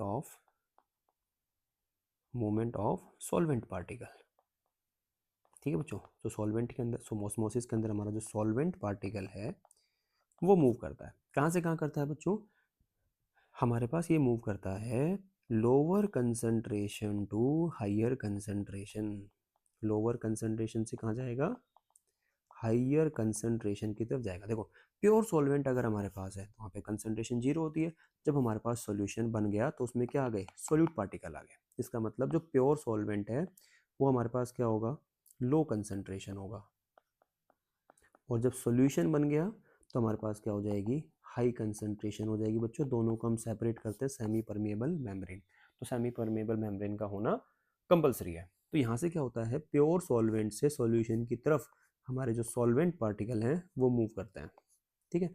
इस प्रोसेस को बोलते हैं हम ऑस्मोसिस। अब क्या होता है बच्चों ऑस्मोसिस हमारे पास हो रहा है, अब इस ऑस्मोसिस को रोकने के लिए अपोजिट साइड से लगाया गया pressure to stop the process of osmosis उसको बोलते हैं ऑस्मोटिक प्रेशर, ठीक है बच्चों। अपोजिट साइड से लगाया गया pressure to stop the process of osmosis is known as osmotic pressure, ठीक है। चलो अब इसके बारे में पढ़ते हैं, देखो अब बच्चों हमारे पास जो ऑस्मोटिक प्रेशर हमारे पास होता है इसको रिप्रेजेंट करते हैं पाई से, that is directly proportional to concentration, जितना ज़्यादा कंसंट्रेशन का डिफरेंस होगा उतना ज़्यादा ऑस्मोसिस होगा, और ऑस्मोसिस को रोकने के लिए उतना ही ज़्यादा हमें ऑस्मोटिक प्रेशर यहाँ पे अप्लाई करना पड़ेगा। इस तरीके से हमारा कॉन्सेप्ट है। तो बच्चों यहाँ पे हम क्या बोलते हैं pi is equal to C R T, तो पाई हमारे पास हो गया बच्चों ऑस्मोटिक प्रेशर, पाई हमारे पास हो गया ऑस्मोटिक प्रेशर, सी हमारे पास हो गया बच्चों कंसंट्रेशन। कंसंट्रेशन का मतलब होता है मोलैरिटी, मोलैरिटी क्या होता है मोलैरिटी होता है बच्चों number of moles of solute upon में volume of solution in ml, तो मल्टीप्लाई कर देंगे इसको 1000 से। आर हमारे पास होता है यूनिवर्सल गैस कांस्टेंट जिसकी वैल्यू होती है 0.0821 litre ATM kelvin inverse mole inverse, और T stands for temperature in kelvin. ठीक है, टी हमारे पास होगा टेम्परेचर केल्विन के अंदर। ठीक है, तो ये हमारे पास बच्चों फॉर्मूला हो गया ऑस्मोटिक प्रेशर का। आगे चलते हैं बच्चों, देखो अब हम यहाँ पे क्वेश्चन सॉल्व करते हैं। Osmotic pressure of A solution containing 2 gram dissolved protein पर 300 सेंटीमीटर क्यूब। बच्चों देखो जो गिवन वेट ऑफ सॉल्यूट हमारे पास है वो कितना है 2 ग्राम, और वॉल्यूम ऑफ सॉल्यूशन कितना दे दिया 300 सेंटीमीटर क्यूब। इसका मतलब होता है 300 ml। हमने पहले डिस्कस किया था 1 centimetre cube is equal to 1 ml होता है। ठीक है, इज इन 20 mm Hg। तो बच्चों हमारे पास जो पाई है ऑस्मोटिक प्रेशर वो कितना दे दिया 20 mm Hg, और टेम्परेचर हमारे पास कितना है 27 degree Celsius, that means 300 kelvin temperature given है। The molecular mass of protein is, हमें मोलिकुलर वेट निकालना है। ठीक है, तो बच्चों देखो पाई हमारे पास जो गिवन है वो किस में गिवन है mm ऑफ Hg में गिवन है, और हमें इसको कन्वर्ट किस में करना है ATM के अंदर, क्योंकि जो R की जो वैल्यू यूज़ करते हैं वो यूज़ करते हैं 0.0281 litre ATM kelvin inverse mole inverse. तो प्रेशर को हमें ATM में कन्वर्ट करना है, तो बच्चों क्या करते हैं हमारे पास रिलेशन होता है 1 ATM is equal to 760 mm Hg। तो बच्चों इसको हम कन्वर्ट करने के लिए ATM में, तो हम यहाँ फॉर्मूला लगेंगे pi is equal to CRT। तो पाई जो 20 है उसको डिवाइड किससे कर देंगे 760 से, is equal to concentration. Concentration हमारे पास क्या हो जाएगा बच्चों गिवन वेट 2 अपॉन में molecular weight m, volume of solution हमारे पास कितना 300 ml है, तो मल्टीप्लाई कर दो 1000 से। ये आ गई कंसंट्रेशन। R की वैल्यू क्या होगी 0.0821, और टेम्परेचर हमारे पास क्या होगा 300। ठीक है, तो बच्चों हम क्या करेंगे इसको सोल्व करेंगे और कैलकुलेट करेंगे इसका मोलिकुलर वेट। ठीक है बच्चों, इसको पूरा सिंप्लीफाई करने के बाद जो मोलिकुलर वेट हमारे पास आएगा वो आएगा 6239.6। तो हमारा जो करेक्ट आंसर हुआ that will be option number 1। ठीक है, तो ये हमारे पास आंसर आएगा इसका। आगे चलते हैं बच्चों, देखो नेक्स्ट क्वेश्चन है, ये आपको खुद बताना है। ठीक है, कमेंट करके बताओ ये थ्योरेटिकल क्वेश्चन है इसका आंसर क्या होगा। आगे चलते हैं बच्चों, देखो नेक्स्ट क्वेश्चन हमारे पास कहता है what will be the osmotic pressure in pascal. बच्चों में जो प्रेशर बताना है वो पास्कल में बताना है। Pascal is the unit of pressure exerted by a solution prepared by dissolving 1 gram of polymer, that means given weight of solute हमारे पास कितना है बच्चों 1 ग्राम, of molecular mass कितना है 1,50,000। तो बच्चों जो molecular weight हमारे पास हो गया 1,50,000। ठीक है, इन 100 ml ऑफ वाटर, तो वॉल्यूम हम ले लेंगे यहाँ पे 100 ml। देखो बच्चों जो सॉल्यूट हमारे पास है ना बहुत ही कम है, तो वैसे तो सॉल्यूशन का जो वॉल्यूम होगा वो सॉल्यूट प्लस सॉल्वेंट होना चाहिए, यहाँ पे हम सॉल्यूट को इग्नोर कर देते हैं। ठीक है, वाटर सॉल्वेंट होता है जिसको हम वॉल्यूम ऑफ सॉल्यूशन के इक्वल कंसीडर कर लेते हैं। ठीक है, तो यहाँ पे हमारे पास हो जाएगा बच्चों pi is equal to CRT। बच्चों टेम्परेचर हमारे पास गिवन है 37 डिग्री सेल्सियस। टेम्परेचर कितना गिवन है 37 डिग्री सेल्सियस, इसका मतलब कितना हो जाएगा ये आ जाएगा 310 केल्विन टेम्परेचर। ठीक है, यहाँ पर हम अप्लाई करेंगे pi is equal to CRT। तो पाई हमारे पास बच्चों निकालना है, कंसंट्रेशन कितना हो जाएगा 1 अपॉन में 50,000 मोल्स आ गए, वॉल्यूम कितना है 500 ml, तो मल्टीप्लाई कर दे 1000 से, ये आ गया हमारे पास मोलैरिटी। आर क्या होगा 0.0821, और टेम्परेचर कितना हो गया बच्चों 310। ठीक है, इसको सोल्व करने के बाद जो हमारे पास आंसर आएगा वो आएगा 0.000339। ठीक है बच्चों, ये जो प्रेशर आएगा ये आएगा ATM के अंदर। इसको लिख सकते हैं, देखो 1 2 3 4 5, तो हम लिख सकते हैं इसको 33.9 ATM लिख सकते हैं इंटू 10 की पावर -5। और बच्चों हमारे पास रिलेशन क्या होता है 1 ATM इज इक्वल टू 10 की पावर 5 पास्कल होता है। ठीक है, तो हम इसको डायरेक्ट किस में कन्वर्ट कर देंगे पास्कल में कन्वर्ट कर देंगे, तो हो जाएगा 33.9 पास्कल। ठीक है, तो जो हमारा जो आंसर आ जाएगा बच्चों वो कौन सा आ जाएगा 33.9 के अंदर, मतलब 34.36 यहाँ पे हम नियर बाय आंसर ले सकते हैं। ठीक है, तो ये बच्चों हमारे पास में ये चैप्टर होगा, और चैप्टर के इंपॉर्टेंट टॉपिक साथ में क्वेश्चन प्रैक्टिस। देखो बच्चों अभी ना हम बात करेंगे कोलिगेटिव प्रॉपर्टी के बारे में। ठीक है, और वो कौन सी होगी एबनॉर्मल वाली। देखो ठीक है। तो एबनॉर्मल कोलिगेटिव प्रॉपर्टी कब होती है, जब हमारा जो सोल्यूट पार्टिकल है उसके अंदर एसोसिएशन या डिसोसिएशन देखने को मिलता है, ठीक है। सोल्यूट हमारे पास है इलेक्ट्रोलाइट, या तो वो आपस में जुड़ जाएगा या वो टूट जाएगा, ठीक है। तो एसोसिएशन होगा या होगा डिसोसिएशन, तो हम उसमें पढ़ते हैं एबनॉर्मल कोलिगेटिव प्रॉपर्टी। तो उसमें एबनॉर्मल मोलर मास भी आता है। देखो क्या कहता है, when the molecular mass of the substance determined by studying any of the colligative property comes out to be different than the theoretical or expected value, ठीक है। तो बच्चों जब हम वैल्यू कैलकुलेट करेंगे वो हमारी थ्योरेटिकल या एक्सपेक्टेड वैल्यू से अलग आ जाए, इसका मतलब जो हमारा मॉलिकुलर मास है वो कैसा है, एबनॉर्मल है, ठीक है। तो हम पढ़ते हैं उसको एबनॉर्मल कोलिगेटिव प्रॉपर्टी में। क्यों होता है, बिकॉज दो रीजन है, या तो सोल्यूट मॉलिक्यूल अंडरगो एसोसिएशन और अंडरगो डिसोसिएशन। तो सॉल्यूट मॉलिक्यूल में या तो एसोसिएशन होगा या डिसोसिएशन होगा, ठीक है। तो जो एबनॉर्मलिटी बच्चों हमारे पास आती है वो हम स्टडी करते हैं in terms of want of factor iota. क्या बोलते हैं इसको, आयोटा बोल देते हैं बच्चों, ठीक है। तो आयोटा हमें बताएगा एबनॉर्मलिटी के बारे में। तो आयोटा कैसे कैलकुलेट करते हैं, नॉर्मल मोलर मास को डिवाइड किससे कर देंगे, एबनॉर्मल मोलर मास से, ठीक है। या फिर हम कह सकते हैं ऑब्जर्व्ड कोलिगेटिव प्रॉपर्टी अपॉन में कैलकुलेटेड कोलिगेटिव प्रॉपर्टी, या फिर हम बोल सकते हैं total number of moles after association और dissociation divide by before association और डिसोसिएशन, ठीक है बच्चों। इस तरीके से हम यहाँ पे बोल सकते हैं। तो जैसे ही हमारे पास आयोटा आ जाता है तो जितनी भी हमारी कोलिगेटिव प्रॉपर्टी है सारी की सारी चेंज हो जाएगी। ये देखो, तो relative lowering of vapour pressure जो चेंज होगा वो कैसे हो जाएगा, P naught B minus P S upon में पी नॉट बी, जो एक्स ए हुआ करता था अब हो जाएगा आइटा इंटू एक्स ए। ऐसे ही एलिवेशन इन बॉइलिंग पॉइंट क्या होगा, delta T B is equal to iota K B into M. Delta T F हमारे पास हो जाएगा आयोटा के एफ इंटू एम, और इसी तरीके से osmotic pressure pi is equal to iota C R T.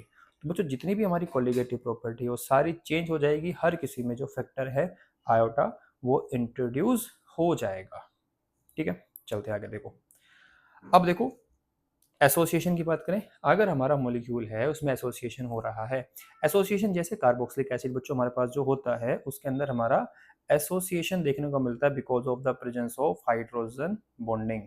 दो मॉलिक्यूल आपस में एसोसिएट हो जाते हैं because of the presence of inter molecular hydrogen bonding, ठीक है बच्चों। तो इंटर मॉलिक्यूलर हाइड्रोजन बॉन्डिंग होने की वजह से हमारा एसिटिक एसिड या कोई भी कार्बोक्सिलिक एसिड है वो एसोसिएट हो जाएगा, बेंजोइक एसिड हो, एसिटिक एसिड हो, कोई सा भी हो, ठीक है। तो वो डाइमर बना लेगा, क्या बना लेगा, डाइमर बना लेगा, ठीक है। तो यहाँ पर हम देखेंगे, तो इसका जनरल एक्सप्रेशन निकालते हैं आयोटा के लिए। देखो क्या होता है, एन नंबर ऑफ मॉलिक्यूल आपस में जुड़ जाते हैं और जुड़ करके एक मॉलिक्यूल बन जाएगा। तो N moles of A will form A N. हम इसको ऐसे भी लिख सकते हैं, A will form 1/n into A N. Calculation करने के लिए हम लिख रहे हैं, तो देखो T इज इक्वल टू 0 पे कंसंट्रेशन हमारे पास है C, तो आफ्टर सम टाइम क्या होगा, C माइनस सी अल्फा, ये हो जाएगा C अल्फा बाय N, ठीक है। यहाँ पे अल्फा हमारे पास है degree of dissociation, degree of dissociation, sorry यहाँ पे हमारा एसोसिएशन हो रहा है तो डिग्री ऑफ एसोसिएशन हमारे पास होगा,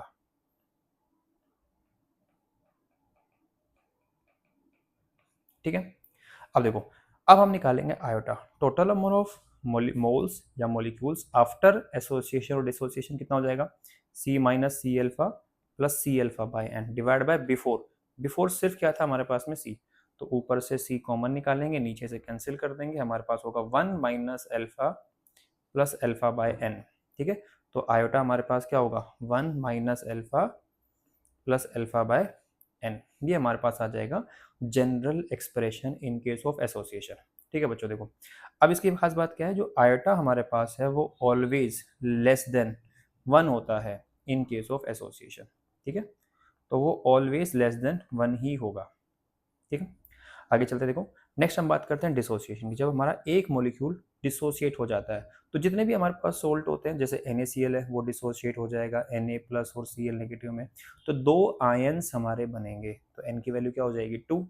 जैसे हमारे पास है MgCl2, ये डिसोसिएट हो जाएगा मैग्नीशियम 2 प्लस प्लस में 2Cl नेगेटिव, तो N की वैल्यू यहाँ पे क्या हो जाएगी 3।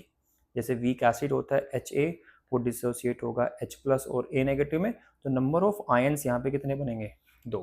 तो कोई भी हमारा इलेक्ट्रोलाइट है वो डिसोसिएट हो सकता है, weak acid, weak base, salt, ठीक है। अब निकालते हैं जनरल एक्सप्रेशन। देखो हमारे पास है एक मॉलिक्यूल AN, वो डिसोसिएट किस में हो गया?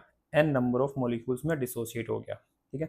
तो at T is equal to 0 initial concentration कितना है C, आफ्टर सम टाइम क्या होगा? C माइनस C अल्फा, और ये बनेगा NC अल्फा। अब की बार अल्फा क्या होगा? डिग्री ऑफ डिसोसिएशन, ये हो जाएगा डिग्री ऑफ डिसोसिएशन, ठीक है। अगेन यहाँ पर हम आइटा निकालेंगे, after dissociation C minus C alpha plus NC alpha divide by before dissociation C, तो 1 minus alpha plus N alpha.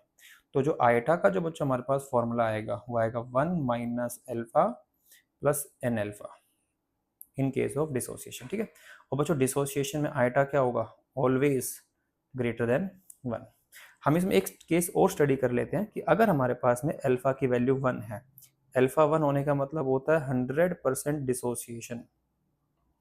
जो हमारा इलेक्ट्रोलाइट है वो स्ट्रॉन्ग है, वो 100% डिसोसिएट हो गया, ठीक है। तो हमारे पास क्या होगा? देखो iota is equal to 1 minus 1 plus n into 1, तो ये किसके इक्वल आ जाएगा? n के इक्वल आ जाएगा। तो iota is equal to n when alpha is equal to 1। तो अगर कंप्लीट डिसोसिएशन हमारे पास हो रहा है तो आइटा की वैल्यू किसके इक्वल होगी? n के इक्वल होगी। तो हमने दो केस स्टडी किए, डिसोसिएशन और एसोसिएशन। क्वेश्चन पे आते हैं। देखो क्वेश्चन कहता है which of the following will have the value same value of van't Hoff factor that of K4FeCN whole 6। देखो बच्चों कॉम्प्लेक्स गिवन है, ये जब कॉम्प्लेक्स पानी में जाएगा डिसोसिएट होएगा तो बनाएगा 4K पॉजिटिव प्लस में FeCN होल 6 4 नेगेटिव। तो टोटल नंबर ऑफ आयंस यहाँ पे जो बनेंगे हमारे पास वो क्या बनेंगे? 5। और सोल्ट हमारे पास स्ट्रॉन्ग इलेक्ट्रोलाइट होता है, तो iota is equal to n is equal to 5। तो कौन से सोल्ट में हमारा n की वैल्यू 5 है वो हमें देखना है। देखो पहला ऑप्शन हमारे पास है Al2SO4 होल थ्राइस, तो यहाँ पे क्या होगा? ये डिसोशिएट होगा 2 aluminium plus 3 plus 3SO4 2 negative. तो टोटल नंबर ऑफ आयंस जो बने वो हमारे पास क्या बने? 5 बने, ठीक है। तो इस तरीके से हम कर सकते हैं। देखो सेकंड ऑप्शन में क्या होगा? AlCl3, तो यहाँ पे आइटा की वैल्यू क्या हो जाएगी? 4। थर्ड ऑप्शन में भी आइटा की वैल्यू क्या हो जाएगी? 4। और फोर्थ ऑप्शन में भी आइटा की वैल्यू क्या हो जाएगी? 4। तो जो 5 से मैच करने वाला हमारा ऑप्शन है वो है ओनली 1, तो ए ऑप्शन हमारा करेक्ट आंसर हो जाएगा। आगे चलते हैं। देखो नेक्स्ट क्वेश्चन कहता है बच्चों what will be the degree of dissociation. Alpha में निकालना है और हमारे पास गिवन है magnesium nitrate MgNO3 whole twice. ये डिसोसिएट कैसे होगा? Magnesium plus 2 plus twice NO3 negative के अंदर ही डिसोसिएट होगा। तो यहाँ पे जो n की वैल्यू हमारे पास होगी बच्चों वो क्या हो जाएगी? 3, ठीक है। And if van't Hoff factor is 2.74, iota की वैल्यू हमारे पास गिवन है 2.74। डिसोसिएशन का फॉर्मूला अप्लाई करेंगे, iota is equal to 1 minus alpha plus N alpha. तो 2.74 is equal to 1 minus alpha plus 3 alpha. 1 को इधर ले आओ, 1.74 इज इक्वल टू 2 अल्फा। तो अल्फा आ जाएगा बच्चों 1.74 डिवाइड में 2, ठीक है। ये हो जाएगा 0.87। और अगर हम परसेंटेज निकालेंगे तो मल्टीप्लाई कर दो 100 से, तो आ जाएगा 87%। तो करेक्ट आंसर हमारे पास हो जाएगा ऑप्शन बी। इस तरीके से हम इसको कैलकुलेट कर सकते हैं। नेक्स्ट क्वेश्चन देखो कहता है van't Hoff factor of 0.005 molar solution of KCl। अब की बार सॉल्यूशन गिवन है KCl, तो KCl कैसे डिसोशिएट होगा? K प्लस और Cl नेगेटिव के अंदर। और आइटा कितना दे दिया हमें? Eta is given as 1.95। n की वैल्यू क्या हो गई? 2। The degree of ionization alpha निकालना है, तो सेम फॉर्मूला अप्लाई करेंगे, iota is equal to 1 minus alpha plus N alpha. तो आइटा कितना हो गया? 1.95, 1 माइनस अल्फा प्लस में 2 अल्फा, तो हो जाएगा 0.95 इज इक्वल टू अल्फा, ठीक है बच्चों। तो जो आंसर आएगा वो आएगा फर्स्ट ऑप्शन 0.95। आगे देखो क्वेश्चन कहता है elevation in the boiling point of the solution, ठीक है। बॉइलिंग पॉइंट के अंदर जो एलिवेशन है of 9.43 gram of magnesium chloride. देखो बच्चों जो सोल्ट हमारे पास गिवन है वो मैग्नीशियम क्लोराइड, जो डिसोशिएट कैसे होगा? Magnesium plus 2 Cl negative. तो n की वैल्यू तो हो गई 3, ठीक है। अब देखो ये जो हमारे पास है इसका गिवन वेट हमारे पास कितना है 9.43, ठीक है, इन 1 kg of water. Mass of solvent हमारे पास कितना आ गया 1 kg आ गया। Kb की वैल्यू गिवन है, मोलर मास गिवन है MgCl2 का 94.3, तो नंबर ऑफ मोल्स निकाल सकते हैं MgCl2 के। कैसे, गिवन वेट कितना है 9.43, मोलिकुलर वेट गिवन है 94.3, तो मोल्स कितने आ गए 0.1, तो मोलैलिटी क्या हो जाएगा number of moles of solute upon में mass of solvent in kg, तो ये आ जाएगा 0.1 अपॉन में 1, ठीक है। अब देखो एलिवेशन इन बॉइलिंग पॉइंट निकालना है, तो हमारे पास क्या होगा delta T B is equal to iota K B into M, ठीक है बच्चों। अब MgCl2 हमारे पास है, स्ट्रॉन्ग इलेक्ट्रोलाइट है, तो iota is equal to N is equal to 3, तो 3 इंटू 0.52 इंटू 0.1, ठीक है, तो यहाँ से हमारे पास आंसर आएगा 0.156, तो जो ऑप्शन मैच करेगा वो करेगा ऑप्शन नंबर ए हमारा मैच कर जाएगा। आगे क्वेश्चन देखो बच्चों, नेक्स्ट क्वेश्चन क्या कहता है, in which of the following highest freezing point, हम बात कैसे करते हैं हाईएस्ट फ्रीजिंग पॉइंट की बात करते हैं। कैसे, देखो फ्रीजिंग पॉइंट क्या होता है डेल्टा टी एफ डिफरेंस है ना, डिप्रेशन इन फ्रीजिंग पॉइंट है, ये होता है equal to iota into K F into M, और डेल्टा टी एफ होता है T F not minus T F is equal to iota K F into M. देखो टी एफ के आगे नेगेटिव साइन है, तो जो आयटा है वो उसके इनवर्सली प्रोपोर्शनल हो जाएगा। टी एफ हमारे पास है फ्रीजिंग पॉइंट ऑफ सॉल्यूशन, तो उसके इनवर्सली प्रोपोर्शनल क्या हो जाएगा आयोटा हो जाएगा। अगर यहीं पे अगर हम सपोज करो बॉइलिंग का सवाल पूछा होता तो डेल्टा टी बी क्या होता iota K B into M, और डेल्टा टी बी क्या होता है T B minus T B nought is equal to iota K B into M. तो जो टी बी हमारे पास है उसके सामने प्लस साइन है, तो यहाँ पे जो टी बी होता है that is directly proportional to iota and T F is inversely proportional to iota, ठीक है। तो हाईएस्ट फ्रीजिंग पॉइंट का मतलब होता है बच्चों टी एफ की वैल्यू ज़्यादा हो सबसे, तो टी एफ की वैल्यू सबसे ज़्यादा कब होगी जब यहाँ पे आयटा की वैल्यू सबसे कम होगी, क्योंकि सबकी कंसंट्रेशन सेम गिवन है, ठीक है।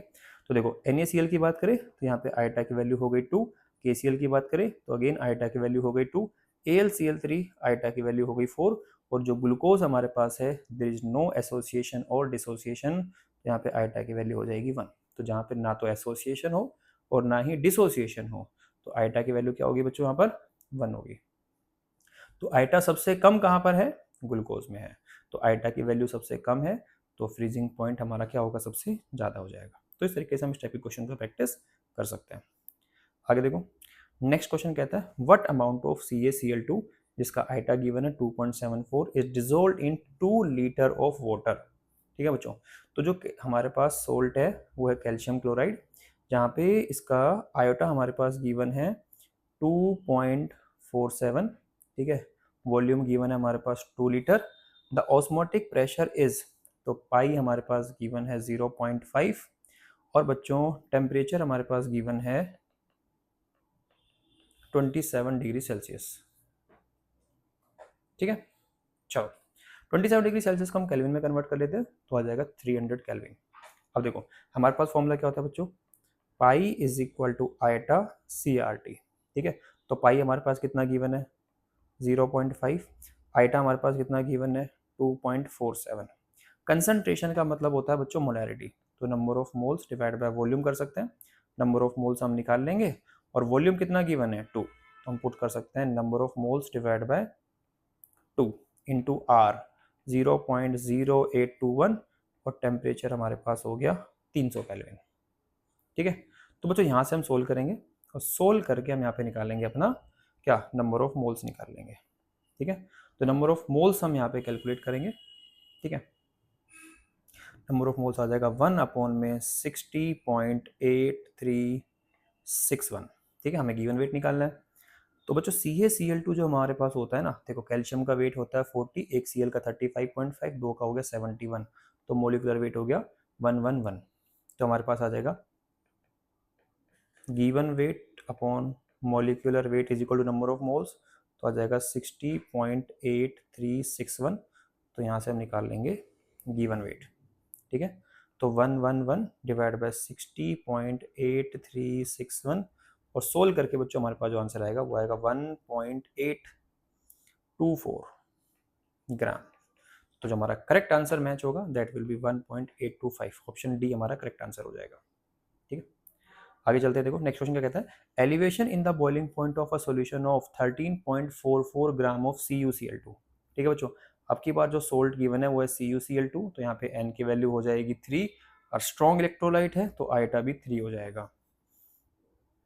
इसका गिवन वेट हमारे पास गिवन है 13.44, जिसका मोलिकुलर वेट गिवन है 134.4। तो नंबर ऑफ मोल्स आ जाएंगे हमारे पास में 13.44 divide by 134.4 that is 0.1।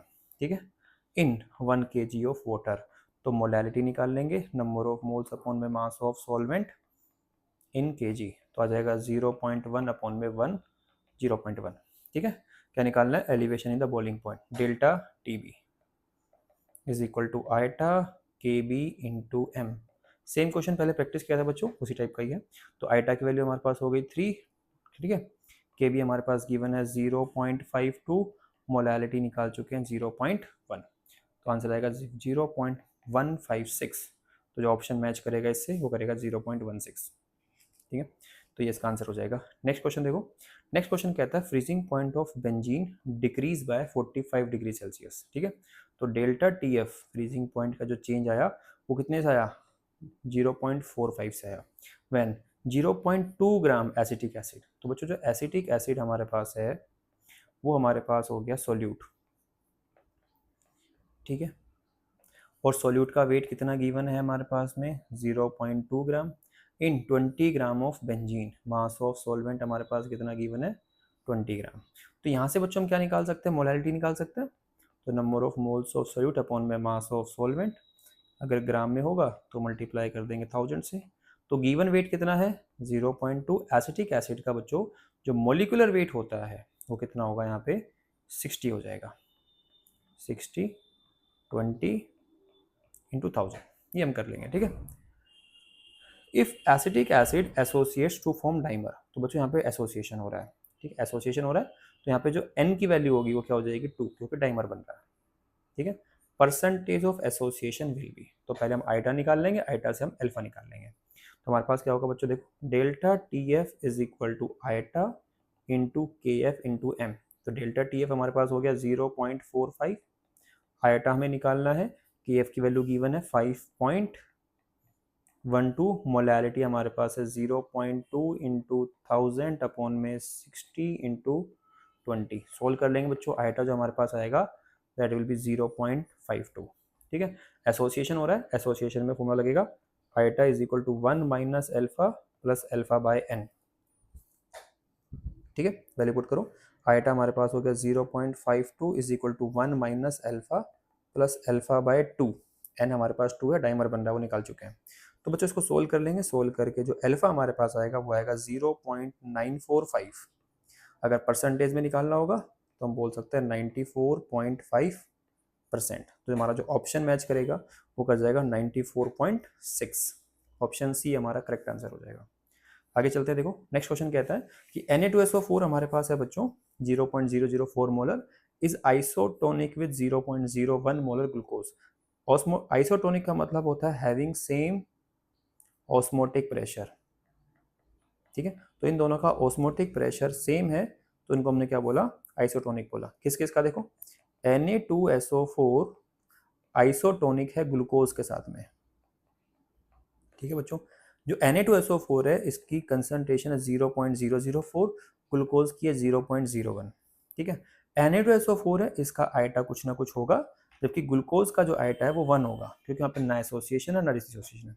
Isotonic का मतलब having same osmotic pressure, so π1 is equal to π2, π1 की वैल्यू पुट कर देंगे, eta C1RT is equal to eta, हटा देंगे इसको 1 आ जाएगा, रहने देते हैं इसको, C2 इंटू RT, RT से RT कैंसिल हो जाएगा। तो बच्चों आइटा हमारे पास हो जाएगा C2 अपॉन में C1, दैट मीन्स 0.01 अपॉन में 0.004। तो ये हमारे पास आ जाएगा। ठीक है बच्चों, सोल्व कर लेंगे इसको, आ जाएगा 10.5। अब हमें निकालना है एसोसिएशन अल्फा, तो alpha is equal to 1 minus alpha plus में n अल्फा।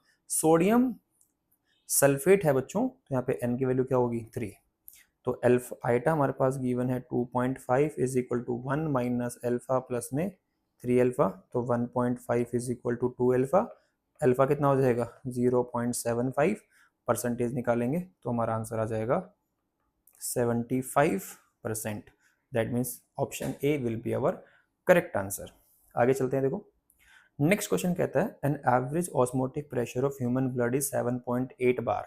ठीक बच्चों, तो ह्यूमन ब्लड है उसका ऑस्मोटिक प्रेशर पाई हमारे पास गिवन है 7.8 बार। ठीक है, एट 37 डिग्री सेल्सियस, जो टेम्परेचर हमारे पास है वो है 37 डिग्री सेल्सियस, इसका मतलब हो गया 310 केल्विन।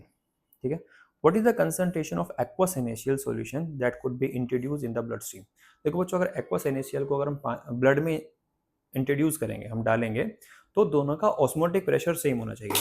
ठीक है, किस किस का, एक्वस सॉल्यूशन का और ब्लड स्ट्रीम का। इसका मतलब एक्वस सॉल्यूशन जो NaCl है उसका ऑस्मोटिक प्रेशर 7.8 होना चाहिए। ठीक है, तो यहाँ पर हम क्या लगाएंगे, pi is equal to iota CRT।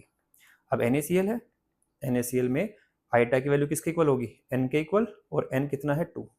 ठीक है, तो पाई हमारे पास गिवन है 7.8, आइटा की वैल्यू हो गई 2, कंसंट्रेशन निकालना है, आर की वैल्यू पुट करेंगे 0.0821, और टेम्परेचर कितना है 310। तो यहाँ से बच्चों हम कंसंट्रेशन निकाल लेंगे। ठीक है, कंसंट्रेशन आएगा 0.1532। ठीक है, मोल्स पर लीटर। तो करेक्ट आंसर हमारे पास हो जाएगा 0.16। दैट मीन्स ऑप्शन जो ए है वो हमारा करेक्ट आंसर यहाँ पे हो जाएगा।